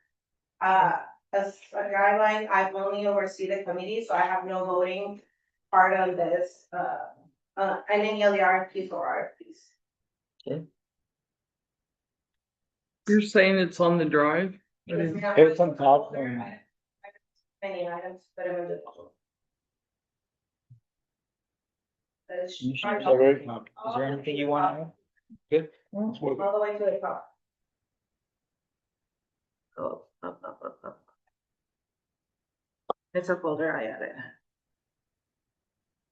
Oh. Where is Mundo and Associates from? Where was it? They are from the Dallas area. Yeah, I think it's Dallas Fort Worth. Go to my drive. Rockwell. Rockwell? Yes. Where should be here? Oh, right here. Oh, got it. Okay. Thank you. Have we ever worked with Mundo before? No, ma'am. Commissioner did you want- Contreras, did you wanna add what was your feeling about that? You know, the other 2, one of them we know, and I was almost rooting for that because he's a local, but they have some issues on the past Okay. that, whenever, I didn't call, but the ladies called Mundo and they called the people that they work with, and they were real positive on Mundo. With Mundo? And- Yeah. And they're in Dallas, do they have something closer by, or are they gonna be able to service our needs? This is what I told the ladies, pero, they have a real good, relationship with Texas Water Development Board, the commission. Yes. So that Okay. was one of the things that That was one of the. and the other ones, the Clean Feather, they didn't have any experience with it. So being, so far, I was rooting for Hyman, Yeah. they're from Presidio, Yeah, the Carrascos, but they have some issues that we didn't like, so. okay, I like to work with the locals, honestly, right. but, being, checking Mundo and checking them, I mean, he stands out. Okay. Well, if their Mundo already works with the Texas Water And they have Development, a that's good a resume, good very thing. good. Okay. So that was why we elected, and they were real close, but Mundo should have been. I a saw lot that higher. with the numbers. Yeah. I think one of our committee members was very impressed. with Does, it. I think I heard Ramoncito again. Does he have anything he wants to add? Can y'all hear me? Deadline judge to for this application, I believe it's like very, if I'm not correct me if I'm wrong. So again, we will probably have to start contacting, Mundo and I think it's here pretty quickly. So we can set up an agreement with them if the court chooses. One of the things I mentioned to the committee is this is our recommendation to the court. The court can choose not to select the recommendation. We would have to reissue the article. If this is not the case, the court not wanting to go with that recommendation. But you're under no obligation of awarding, a contract. I know Ramon, did you have anything you wanted to add? I will just chime in and add that the due date for this application is July 30th. So if it would have to be reissued, it's a very short turnaround. But I will say that usually when it's contractors or firms from out of town, from other past experience, well, that's a cost that they will add and it'll incur compared to locals. No, it's pretty much that there's a time, I think I understood it. Because I spent the weekend with my nephews. And you have to learn how to decipher. So, but basically what he said was, they're good with it. The timeline that for selection, it would hinder us if we don't make a selection today, so they're good moving forward. But it's always an issue whether when they're local, the costs are usually lower. And these out-of-town companies usually will come back and say there's an anticipated cost. So, because This is what I was lodging telling the meals- committee. Lodging, meals and everything that goes. Yeah, it would cost us more money. I think you cannot take, pricing into consideration, unfortunately. But I think one of the main things for me was that, Kleinman and Kleinfelder, their references came back saying they were very hard to get a hold of. Okay. And that certain companies would only speak to certain people. And Woodland Associates, we didn't get any of that from them, they're very helpful. But I think that was one of the main things is that we have to be able to get a hold of these people if there's an issue and I think Mundo had that, from their references, cause all we base it off was references and what they submitted, so. Yes, thank you, Judge. You hit it right on the nail. Excuse the AC that I have. It's too loud and it sounds like I'm in a hurricane. No, it's all good. But you're sounding like Charlie Brown's teacher, Right. So, He's like in a cave. right?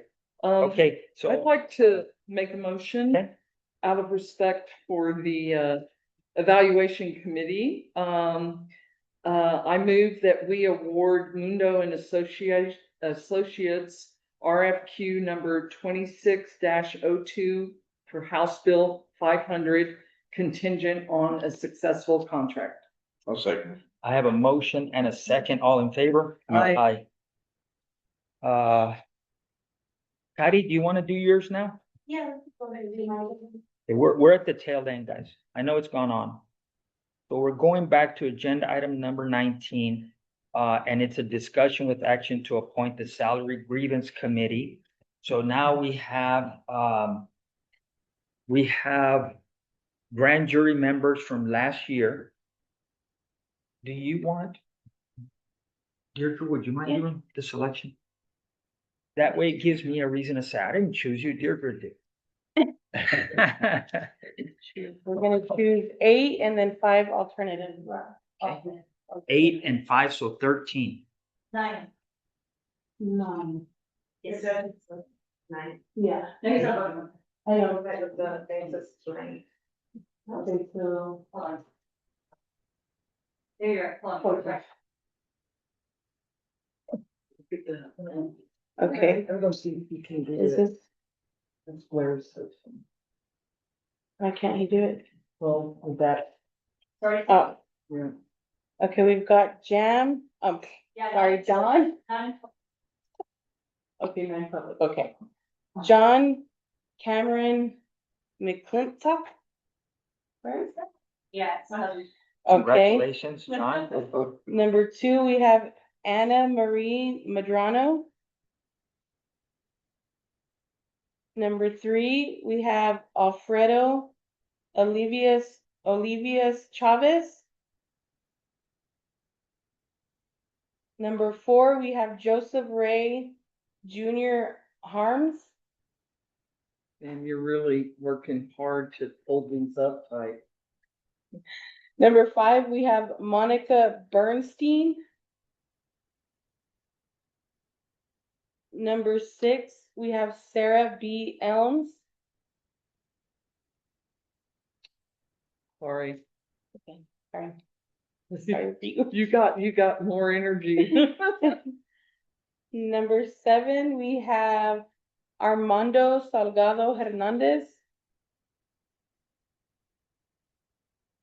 Number 8, we have Kevin J. Labby. Thank you. The last one. Number 9, we have Francisco Javier Ortiz. Oh, You really? may want to get out of this court, Right. but Okay, and then we're gonna do 5 alternates. Yeah. Oh, So, will you elected 9? Yes. Should it be 8? no, it's 9. Well, 9 public members. yes. Okay, because it said, just a question, you said, the judge plus 8, that's why. Well, on the. Yeah, here's what the local government code says, 152.01, each kind of salary grievance committee composed of the county judge and 1, the list of people, or 2, 9 public members. If Okay. the commissioner's court votes to have 9 public members. Okay. You don't pick 9. Cool enough. Okay, so we got the 9, so number 1 for the Yeah. alternate is Darla Ray Baeza.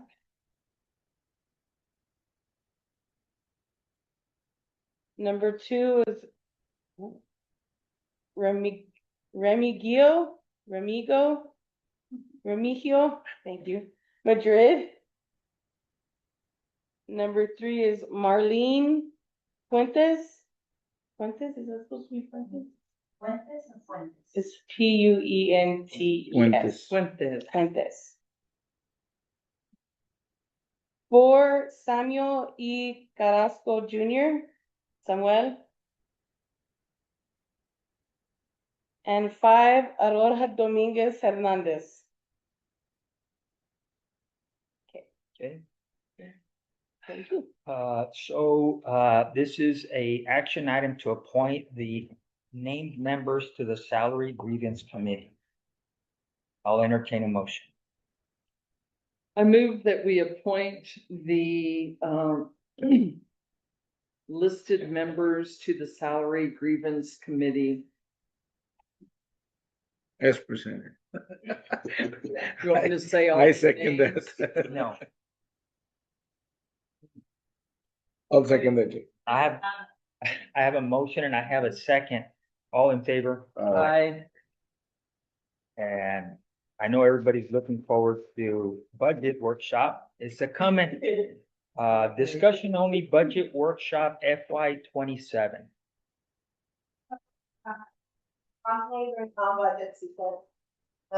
So here we are, and this is our first meeting, and it's kind of established the way that Cole wants to approach the budget. On your drive, on the budget folder, I added the preliminary values for Presidio County. I've also added two different timelines for the budget. And if you want me to go with the judge, let me know. Because depending on which way the court wants to go is which one of these timelines you may want to follow. And you may not have that decision ready yet. But it's something for you guys to start thinking about, because it happened to us, a previous year where we had to deviate from like the normal schedule of the budget. Because we went in a different, way with the tax rate. So if you wanna go over those preliminary values that Cynthia sent over, April 30th. Or whatever, April 25th, I'm sorry, that's the deadline. You will see, there's, a decrease from the valuation for, tax year in tax year 2026 or tax year 2025. So our fiscal year is 27, our tax year will be 2026.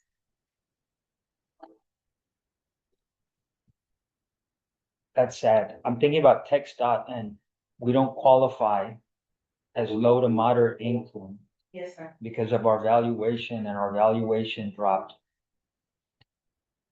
Yes. by $11 million. Okay. So for the next meeting, I will kind of bring up a, tax worksheet where you can kind of see what this values for your, tax rate would be at. It's a preliminary value, so we get the actual values on July 25th. Okay. But it just kind of gives you an idea of how much revenue the county will be getting. If we're getting whatever we're getting based on a voter approval tax rate, what that will give you, based on this preliminary values, because this will change. Okay, so the ones that you need us to start thinking about is the voter approval rate. Yes, sir. So if you wanted to go over, because I know Commissioner Contreras, you may be new to all this voter approval rate, over the minimum rate and all this. So when our assessor collector, she's the one usually the 4 points to calculate the tax rate for the following fiscal year. Based on our valuations, the total, she will come back with a tax rate that's voter approval rate. If usually that's what the court chooses, so that, depending on what the court wants to do, that tax rate triggers absolutely no issues for the county. If you choose to go, you can select tax rate called, non-new revenue rate, which would be the current tax rate, but that will bring you absolutely nothing new to your, revenues. If you go the voter approval rate, usually depend, we may not get as much because of the decrease of the valuation. So I'll go ahead and kind of do a worksheet with those numbers, for next meeting. And then if the court chooses, once you look at those numbers and you're saying, well, this voter approval tax rate will not bring us any revenue, we will not be able to support our maintenance operations, can we look going over that rate? There's a point where you can go over that will trigger an automatic election, where the members of the Presidio County will vote and say no or yes, we're allowing the court to go over this tax rate, or no, we don't. So in which sheet are we seeing this? Is that in front of us? That'll come at a later time. Okay, we don't have it here. No, we don't have it Okay. here. And there's. Cause I'm trying to glance over that. Yeah. As we move forward, if the court chooses to go over that voter approval rate, there's very specific timelines that need to be met in order to approve that proposed tax rate. If the court fails to adopt the budget in the amount of time that specific tax rate sets, then we would have to go back to a non-new revenue rate, which would kind of kill any expectations of the county getting anything done. So what's our tax rate right now? Our tax rate, but it's, let me find it here for you real quick. 47. 40. 4702. Got it, Josh? No. Oh, I'm- sorry. I'm- Let me pull it up on our, whoops. Where do you put that, Karen? Do you remember? Do you remember where you put that, tax owner rate? That's the beauty of never holding yourself accountable to a specific number. You could just say a Did number. you send it to me? No, it's not, it's on the. Now, if you're an accountant, you can't do that. What drives me crazy? Right now, 0.49437 for M and L. We also have a net rate, which is 0.0156. 0.01451, that's the rate. Say that again. 0.01451, that's the debt rate. That, we would raise that rate to the existing rate without an election. It's I think it's 3%. Yes. So, and then it'll give us a variance. So let's say it goes to 51 cents. And that way we can do a 3% increase for salaries. It gives us a lot more room to breathe. And I think we should follow that one. That gives us more room to breathe, even though, I mean, cause I'll tell you what, I don't have the appetite to say, okay, let's go up on taxes. Everybody's hurting with gas, with a pork chop. It would be impossible. But it at least gives us an opportunity to go back and evaluate it. Now, there's one number, we keep the same, and that's it. And we already know that inflation this year has been what, 11, 12%. We already know. We just heard from the insurance, it went up $4,000. Where's that coming from? We're gonna have to find it somewhere. So it gives us at least a little leeway to go and look at that number, because there is a mechanism in there where you can increase it, but it doesn't automatically trigger a voter election. And then there's one that if we go above that, like say we go up 10 cents, then we have to go before the voters and say, hey, we're gonna go up 10 cents and you guys have to vote. If it fails, because our budget will have already been passed, if it fails, we go back to what we had last year. And then we find ourselves in another hole. Yeah. So, Yes, sir. In 2020, I believe fiscal year 24, the court did go over that voter approval rate, but under that de minimis rate that will trigger an automatic election. You're still at risk of the public calling for an election, but it doesn't trigger it. And that helped a lot. a lot. And I'll tell you, and if memory serves me correctly, it was the state of Texas had apportioned more monies to the school districts, and the school districts were gonna reduce their tax rate. I wanna say 10, 11, 12 cents, something like that. And it was calculated on our part that we went up, I think 5 cents, 6 cents. We went up, no hicieron mucho pedo because they still saw a tax decrease. Even though what we did was that we just shifted the monies, those pennies from the school. Now, back to the town. Yeah, that's very. So, you gotta think about your MNO, which is for pretty much you sustain all your budgets in the county. You have your debt rate, which, that one does not require elections. Let's say the county goes out for any type of funding, you cannot, depending on what the county is allowed to do for that, right? You have limitations on that end as well. But it's not the same as your MNO tax rate, which you're limited by 3.5 increase every year. But whenever the commissioner decided to go a little over that voter approval rate, but under that triggering election rate, we were able to do way more than with that voter approval rate. Which, if you're looking at the trend of a decrease on those valuations, you're probably gonna get a minimal raise on MNO.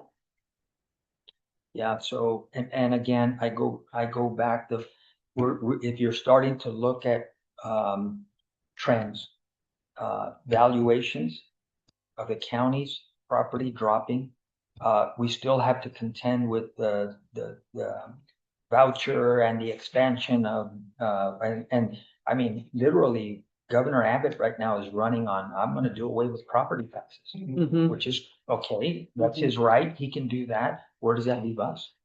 So there's gonna be a thousand unknowns that we'll eventually have to deal with somehow. But we can start anticipating that, okay, we'll have to make some tough calls. We reduce, do we ban, do we, you know?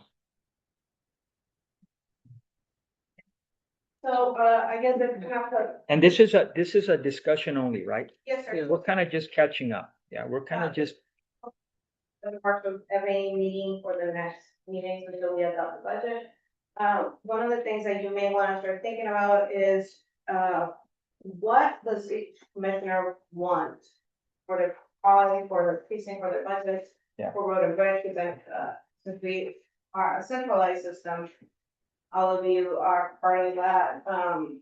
What is it commissioners are looking for, and start bringing your ideas to the table, costs, if you can. What are you foreseeing that you would want fiscal year 27 budget to look like? Equipment, you know, Ariel. materials, all that, yes. yeah. Also, one of the big things that we have right now that I think would be good, and this is just, you know, an overall comment for you guys to think about, matches for grants. Since we're getting more grants, involved with more grants, a lot of these grants require matches. One of the biggest problems we have is we don't budget for any match that may happen through the middle of the year. So then we're like, how are we bringing this money in to pay for this match?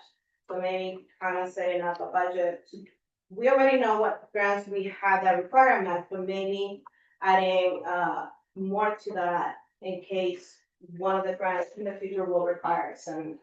If you plan on increasing any like insurances that will be coming from the treasurer, our health insurances will be increasing from, I think, up to 9% cost. Current insurances, current employee insurances. So I will say right now, the overall pool increase is about 9.9%. We won't get ours till, I believe, July 24. They'll know exactly how much ours will increase. Our claims weren't very bad this past year. I think it helped our claims that we separated the post-retirees into the Medicare plan. And that's something else to think about for commissioners to talk about is the post-retirees. There's been a lot of issues with that. We spoke to the judge about that, and the county's paying a good amount of money for those post-retirees. Counties around the area, there's only a handful maybe in the state of Texas that even provides staff for. And their budgets are a lot bigger. Right. Exactly. Yes.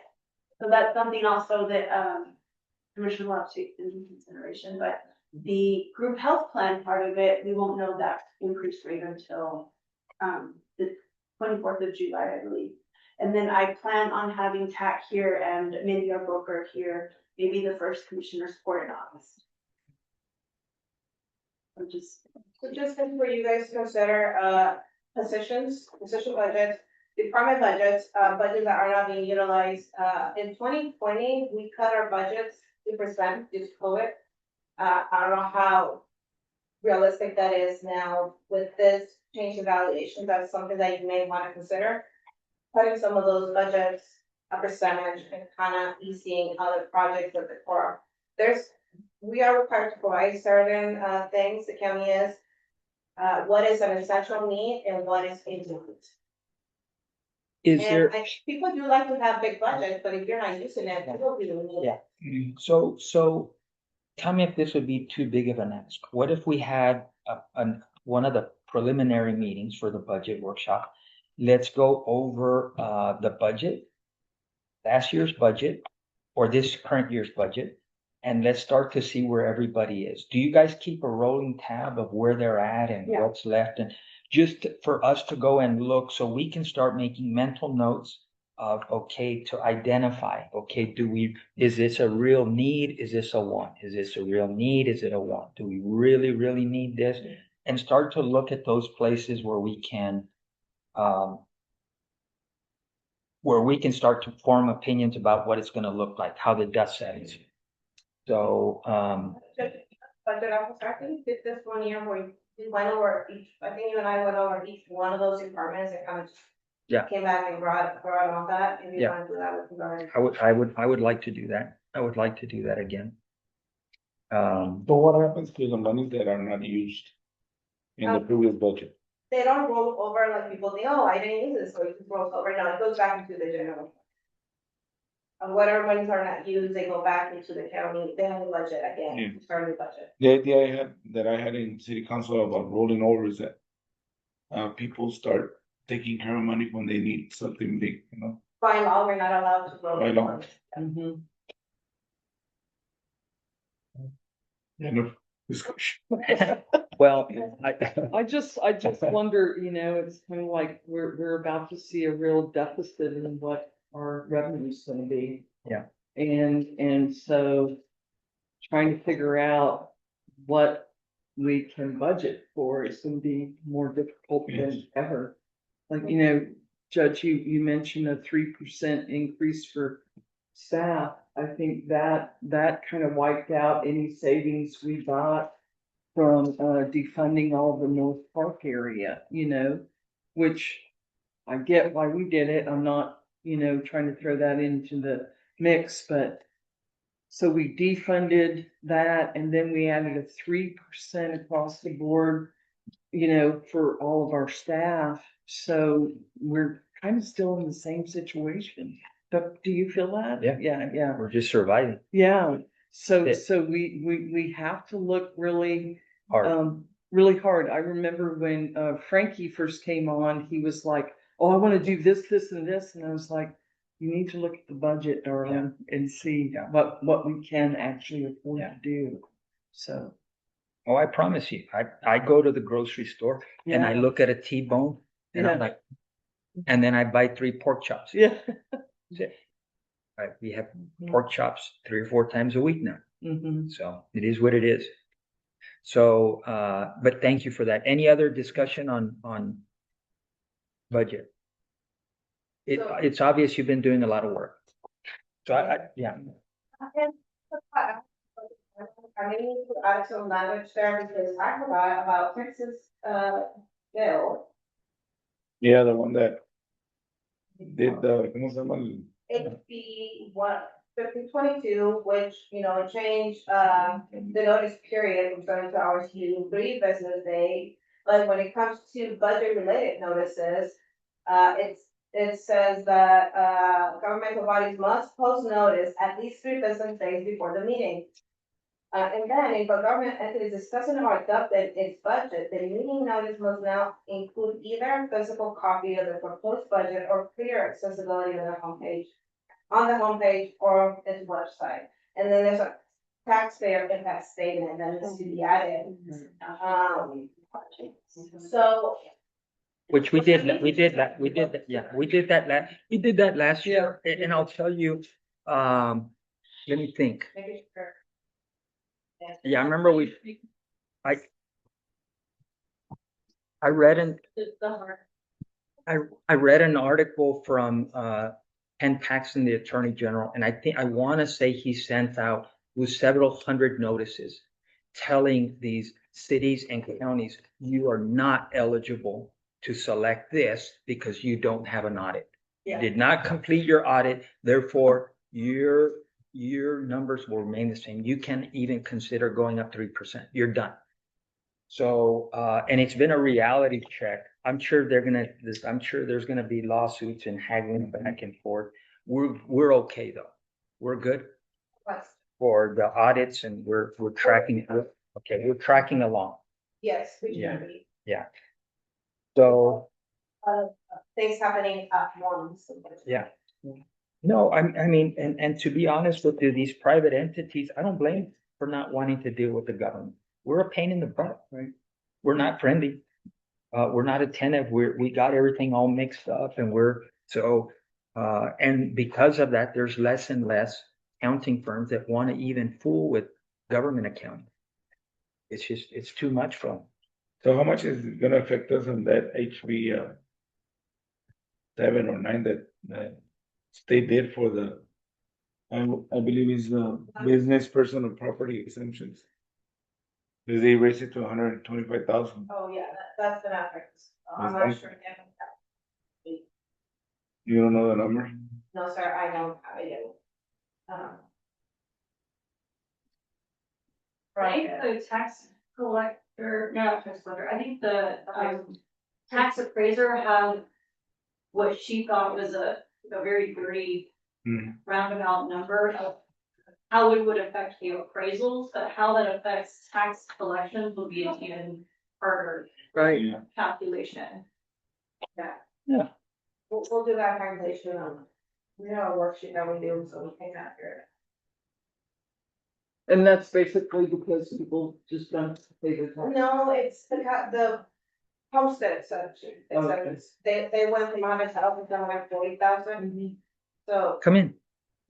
pay less. And This- like, you know, once you get it boiled down to appraisals. then- Hello. Yeah. This is my brother, Robert Portillo. Hey, Robert. Robert. How are How are you? Good. Have a seat. We're wrapping up. We've got 2 more items to go and then we'll go from there. Good for me right now, but I may change this a little bit, but it's overall what you can expect. Okay. So let's move on to agenda item number 27. It's department reports. Judge, Yes. Is any of them missing? the, emergency management and, the Marfa Volunteer Fire Department, Okay. Gary's out of town, he said he'll get it to me. So next meeting, I'll put in this month's and his, report for that month. Okay.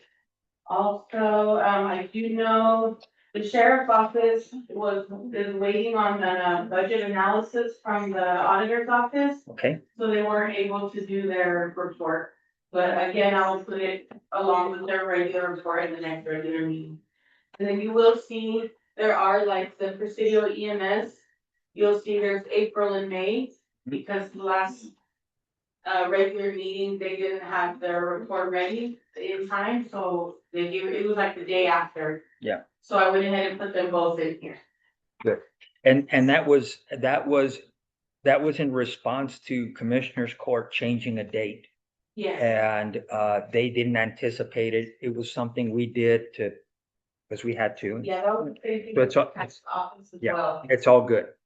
It's all good. So any questions, any discussion on department reports? I checked the EMS reporting procedure and it's a nice report, but A very nice report. do we see any revenue? No. We gotta see revenue. As a matter of fact, I was having a conversation with my wife yesterday because somebody was complaining to her that they got a bill from EMS.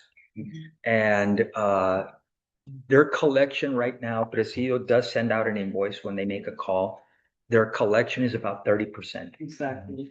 30%. So the reality is, and I know you and I had a conversation once, I thought it was stimulating, where is it something where we can go and send that invoice instead of to the resident? The hospital is the one that gets the patient. Can we send it to them? I don't know. But I think it's at least worth exploring. I do know that the biggest budget impact for the city of Presidio is EMS. I know it is. But we're talking about this and I tell Judge Popio, it's real nice to bring the patient to the hospital or bring the client to the hospital and they don't even say thank you. Yeah. So I believe if we could do something that would transport a patient, yeah, they sign it up, they're liable to pay us the transport. I think Because they can get their money from wherever. I think those are the things that you need to explore is I know private insurance carriers like Blue Cross Blue Shield, they'll pay that bill. Medicaid, Medicare, I believe does not, but is there a mechanism within the hospital where they can do that? So I think it would take a little bit of research. I think we should spend time on it. Because it will bring that department's budget significantly down because and it would I never benefit, knew how much money would come in because you don't know. Yeah. And And I think that's the very reason why Brewster County is looking at formulating their ESD, Emergency Services District up north. They already have one down south because they were just losing. That's what we money. have to do. Yeah. But the one down south is thriving. Yeah. They have Well, millions of and- dollars. And Judge Hennington has told me his biggest regret when they did that is that they didn't do it countywide. Right. We haven't done it. I Right. think, again, in the spirit of working together, I think this is, as we gather momentum with these water projects and the solid waste project Mhm. and this fireman grant and all these other things that, we don't have a fire department, the cities do. But we do support them Right. fiscally in our budgets. We support our EMSs fiscally in the budget. So we do have skin in the game.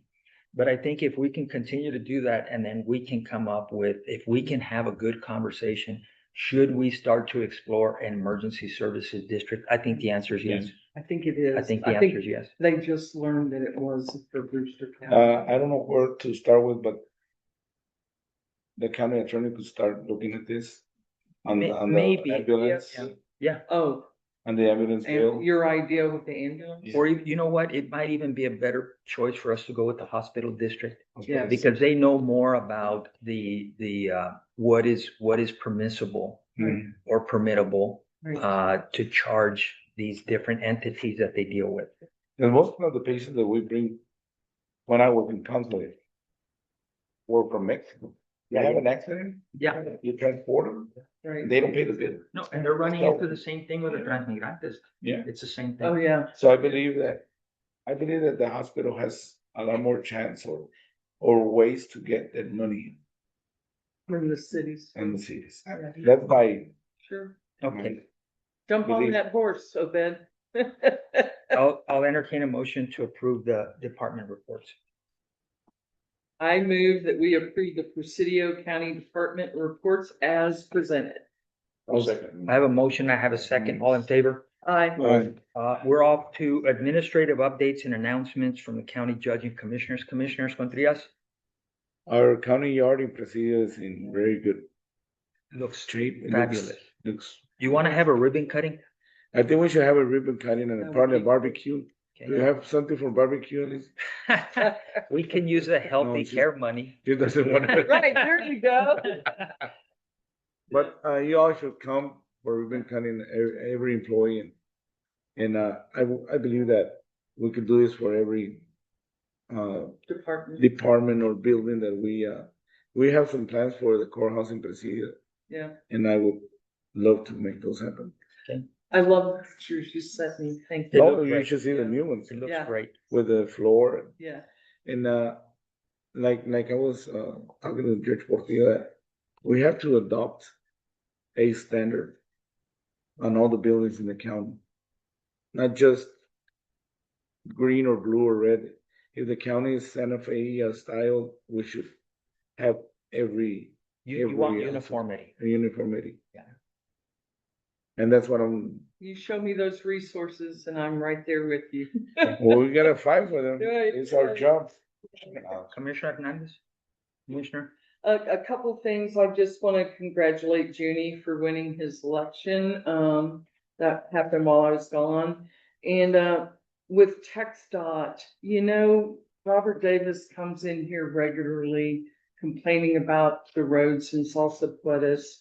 So I've started talking with TxDOT, and, I'm just gonna request, Judge, that when we write our letter for the county assistance program, that we state Presidio County. I think the last few years, it's just gone down, the city of Presidio. And before that, it was always coming to Martha. So if we could just write Presidio County, because I think we can use a lot of those millings in Salsa Puedes, and I'm sure there's plenty of roads in Presidio. Cady, would you look through my emails and the last email that I sent to Tomas Trevino, who's the district engineer for TxDOT? Would you send that to Deirdre? Because I put it on county letterhead. I did have County of Presidio in Thank there. you. And I actually asked for 10 times what they normally give us Wonderful. and made them reject us. I asked for cones, for stop signs, Oh, yield signs, Joe, were guards. I asked for 10 times the material. Right. But it's a little political. It's a little That's political. what I'm I saying. promise you, Yeah. if you look at the budget that they spend along I-10, and I'm not throwing rocks at Culberson County, Hudspeth, or El Right. Paso, Right. but I'm like, if you're off that beaten path, if you're not on the interstate, Right. they're very stingy. Right.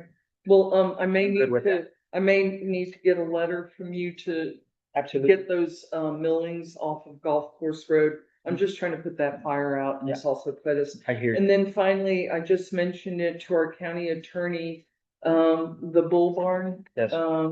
We have that leased right now and that entity is interested in possibly purchasing it. And I'm totally open to that. There is a process we have to go through with RFPs. I'll be meeting with them on Friday to find out exactly what it is they want. And that may be a nice boon for our budget next year if we sell that. Yeah, I like it. Yeah. And the millings in Ojinaga, they built a new highway. And I'm gonna study this with the guy, I'm gonna talk to this guy. Apparently they put the millings and they watered it down and then they rolled it. And it's a road. And Right. like a road. Right. Yeah. Right. But apparently the water was the key deal. The activator. That's Yeah. good to know. That's good to know. But I'll talk to Okay. the Let me people know. there and I'm gonna go see cause they did all their rallies and one of the Right. places in Ojinaga and they say it's better than, Great Roof. What is that black stuff that they sell in a aerosol can? And they, this guy, he cuts the bottom of a boat out and then they put it on there. What is that? Flex Seal. Just buy a couple of cans of Flex Seal. Let's see if we can get this thing done. I'm being funny. And Commissioner, anything else?